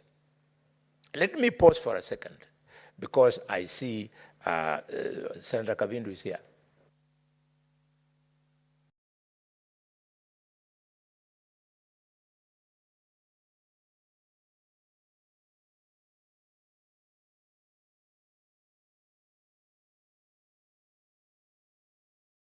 Senator Boni, your time is up. Maybe you can conclude. Proceed and conclude. Mr. Speaker, sir, I still had a few points, but I'll pass them over to the mover in writing. I wanted them addressed, and I thank you and I support you. I'm so proud of your industry this afternoon. Thank you, Mr. Speaker. The other two senators, I don't know whether they are queuing on this newborn, Senator Karen and Senator Okoiti Andrew. If not, I will call the mover to reply then.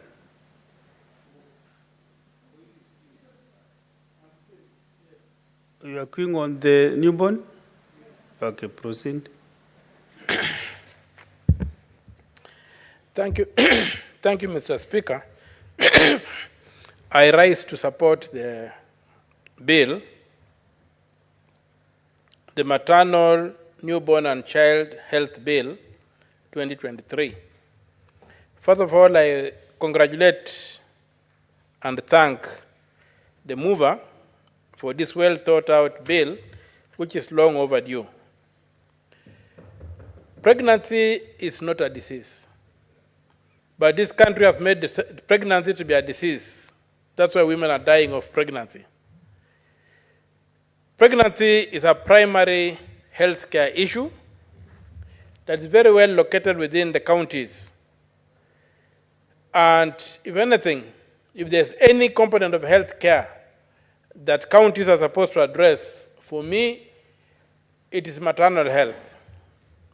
The child, maternal health, and all the things that are associated with it, to ensure that women don't die, children don't die, women don't fall sick, and women have the care they require to bring in new members of the future of this country into life. For without mothers, we have no society. But I've seen healthcare facilities across this country, and especially in Busia County, are terrible.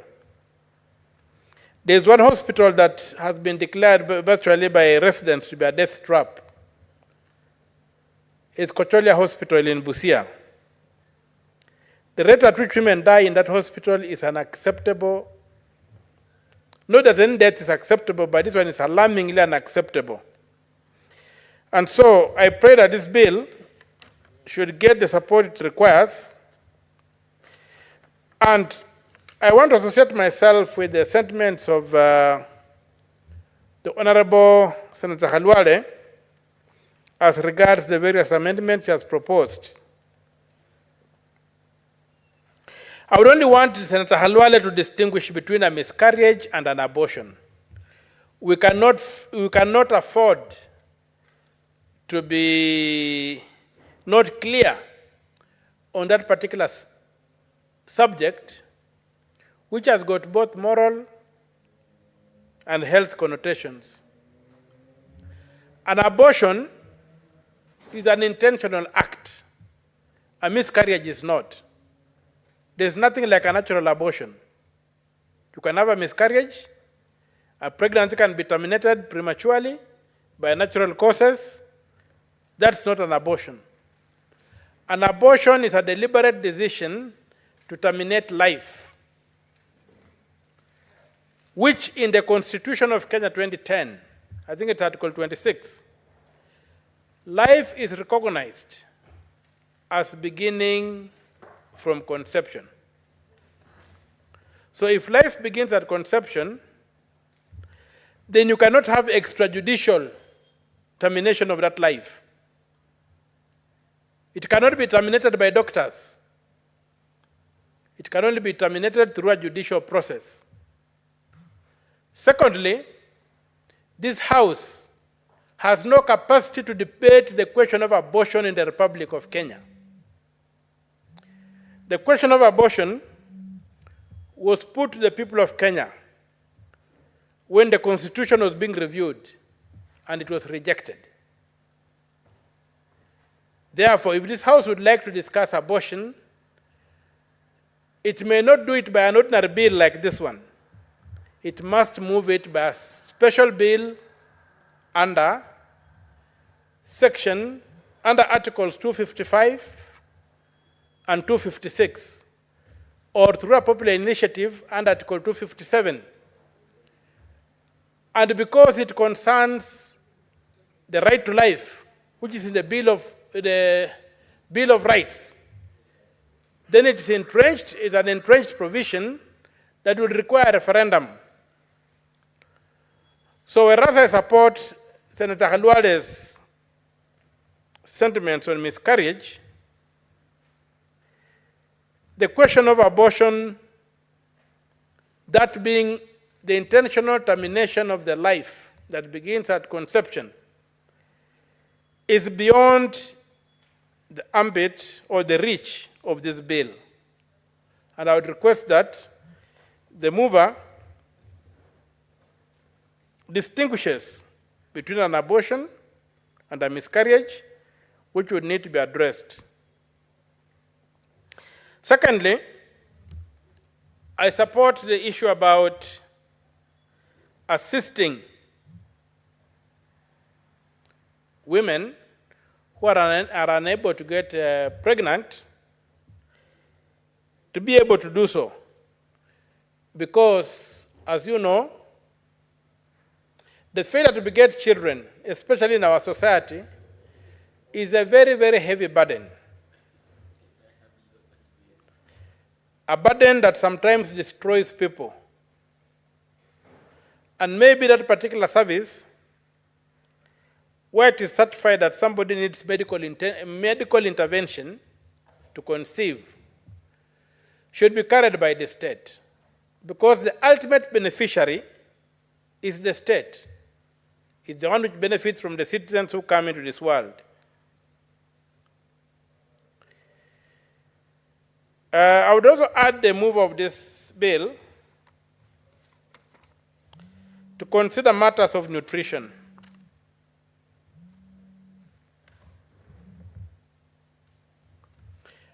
Of the newborn babies, because basically we need to create an environment where it is possible to transmit life effortlessly. And it would be upon the state, for me, to provide for a newborn baby with the basic necessities for the baby to learn to lead a healthy life, beyond immunization and various vaccinations, to be given basic nutritional requirements for the development of that baby into a functional human being with all capacities going. Another question, and so before I go there, and therefore, that would require for some support towards those households that do not have enough to provide for that child through some rations or something. The other issue is the loss of life, not as a result of the mother not being able to deliver or that, but as a result of either the nurses or the midwives being overworked or being negligent. There have been very many cases of the loss of both mother and baby due to the negligence of nurses for whatever reason and midwives. So there would be need to also secure that space and make sure that there's a mechanism of monitoring and ensuring that live births are not lost, and mothers who have succeeded in giving birth are not lost. We have the question of children being born and because of lack of attention, being unable to develop, I don't know the medical word for it, but we have children who become autistic, who suffer cerebral palsy as a result of the mismanagement at delivery. Those cases need to be documented, and any time we have a child with cerebral palsy, there should be a follow-up to establish what happened at delivery. Was it as a result of negligence, or was it an act of God? Because these cases are becoming just too many, and maybe need to be addressed through some form of legislation or regulation. Mr. Speaker, sir, as I support this bill, I would also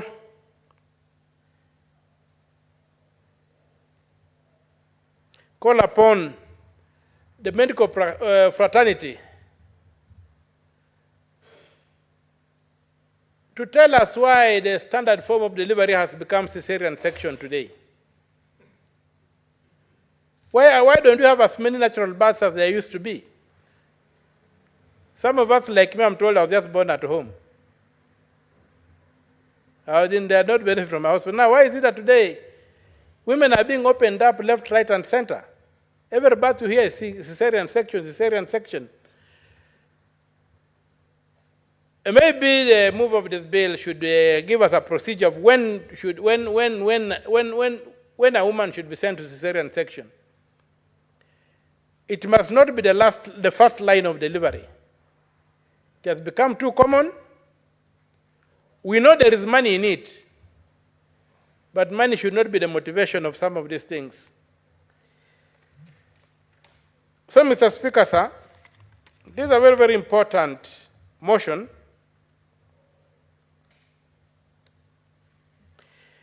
That needs to be given all the support we can. As for county governments, they've got this huge burden, but as we know, in fact, even before devolution came, pregnancies and matters of maternity, unless a complication arose, was not a matter of clinical medicine. Therefore, it was remanded to the local authorities. It was handled by the county councils and local authorities. Even Pumwani Hospital, big as it is, did not belong to the national government. It belonged to the county council of Nairobi, or was it Nairobi County Council? I don't know what the correct name was. And so now that these functions have properly been devolved, I would like to see the money that's supposed to run healthcare leaving Nairobi and going to the counties. We cannot be in a situation whereby the services are delivered by county governments, but the money remains in the Ministry of Health to do whatever we don't know. We don't see any functions by the Ministry of Health that could justify the retaining of huge sums of money. Some put it at about 80% of the budget for health, remaining with the Ministry of Health. We would like to see these funds devolved so that this bill can become a reality. Otherwise, without money, this bill cannot become a reality. And from where some of us come, in terms of school of thought, a government has only one policy document. Everything else is poetry. And that policy document is called the budget. If it is not in the budget, it's nowhere in the policies of a government. It's all poetry for entertainment. So we would pray that we see the policy of the national government reflect the concerns of the people of Kenya by releasing the health function, all the resources in the health function, because it's devolved, down to the counties, and allowing the national government to play a very, very minimal role in terms of policy. But implementation money should go to the ground. Otherwise, we labor in vain as we pass this bill. But this should not be a labor in vain. This should be a labor for the purpose of securing the future of this country. And I will urge the national government to look itself in the face and realize that the health function is with the county governments, and money should be released to go to the county governments where it is required to provide health services, including maternal health. And we talk of the health of a child. The health of a child is critical because we are talking of the maternal, newborn, and child health. When you look at child health, it's extremely critical that children are nurtured with enough food and resources so that their brains can develop. And since a child covers even a person that is in primary school, this would also require to see that we ensure that children are well fed, at least during the primary school phase, at least one meal during school time, to ensure that the children have a proper health, because the basic ingredient of good health is good food. And we realize that in many cases, many societies, many communities and many households have a challenge providing adequate food to their children, and so you get children malnourished. And when children are malnourished, then their health is not something to talk about. So this side of child health, I would ask the mover to consider the nutritional side quite a bit, so that nutrition becomes a foundational ingredient of this bill. Nutrition of newborns, nutrition of children, and the nutrition of pregnant mothers. Because if the mother does not have proper nutrition, then that pregnancy cannot result in a bouncing baby. The baby will be stressed from the beginning due to the denial of necessary nutrients.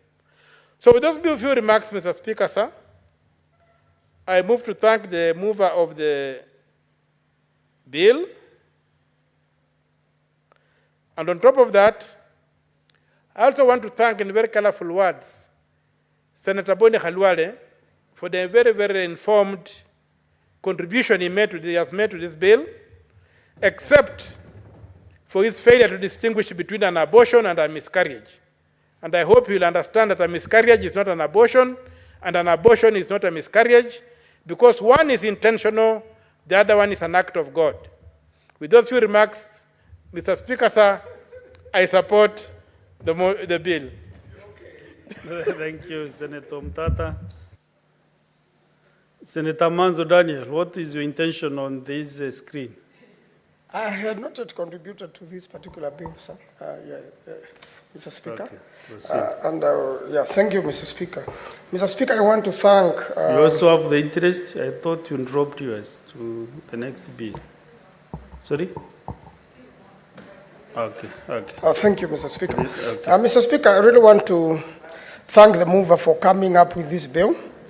Mr. Speaker, this bill is very, very important, dealing with maternal, meaning the mother, then newborn, meaning a child who has successfully been born, and the child health bill, growing of a child. And Mr. Speaker, bearing in mind that a child is up to 18 years of age. Mr. Speaker, Makwiny County pioneered in this, although it was not in any written law. Professor Kibutha Kibwana, together with his cabinet, came up with a maternal, mother-child hospital, which was done very reasonably, very clean, and not far from the level 5 hospital in Makwiny headquarters, Wote. Mr. Speaker, this particular hospital was opened up by the then First Lady, Mrs. Uhuru Kenyatta. She came all the way personally to Wote, and she was very particular about newborn children. And I was invited as a local member of parliament. And Mr. Speaker, in my speech in that opening ceremony, I say that water was very important, Mr. Speaker. The supply of water to every home, the supply of water to the hospitals. Mr. Speaker, the supply of clean water makes half, it does away with half of possible diseases.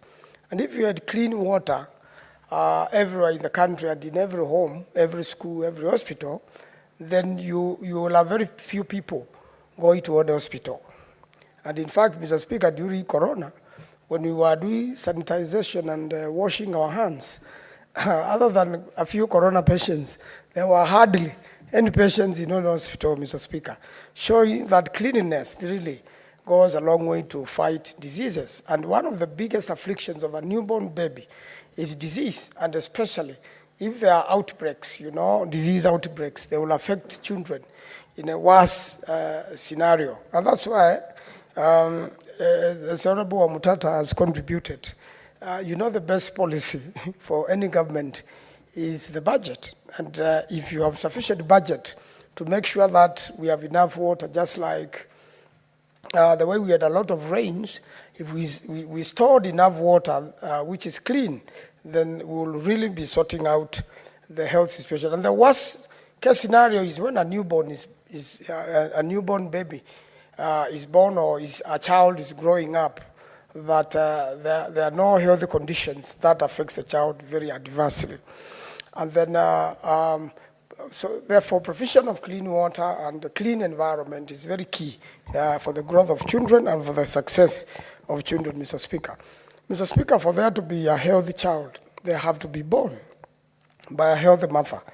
So the medical condition or the health status of a mother is very important, be it stress, be it disease, or any other disturbance to when a mother is expecting or plans to expect, goes a long way into how the child is going to be. And even when a mother is expecting, there has to be enough information and enough knowledge on how best to take care of their unborn baby, so that children are affected by abuse of drugs before they are born, by presence of disease, by stress of the mother.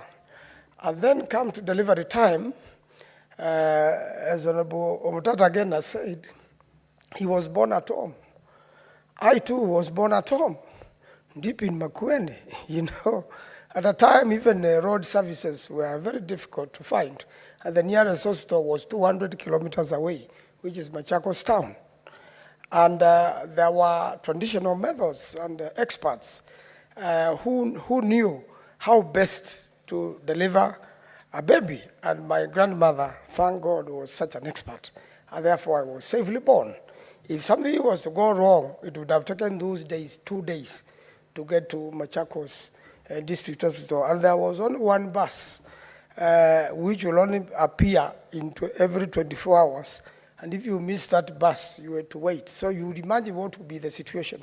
I am still sure still in some parts of this country today, we have some rare remoteness whereby unless you take the health services of mothers or expecting mothers to the grassroots, then there's a problem. And that's why, Mr. Speaker, devolution is very important. And that's why this law is very important. Mr. Speaker, the other aspect of this law is a devolved law. This law is not a national law. Therefore, whatever it has been mentioned that the presence of national government, I believe during the third reading should be deleted, led by the mover herself, and the devolved function fully on this function, so that every other county in Kenya, as a hospital like the one we have in Makwiny Water, if it is duplicated everywhere, and even in some of the sub-county hospitals and even dispensaries would have some facility which will assist expecting mothers in case of emergency, Mr. Speaker. Again, most people who bring many children to the world, Mr. Speaker, are young women, and therefore they need that information.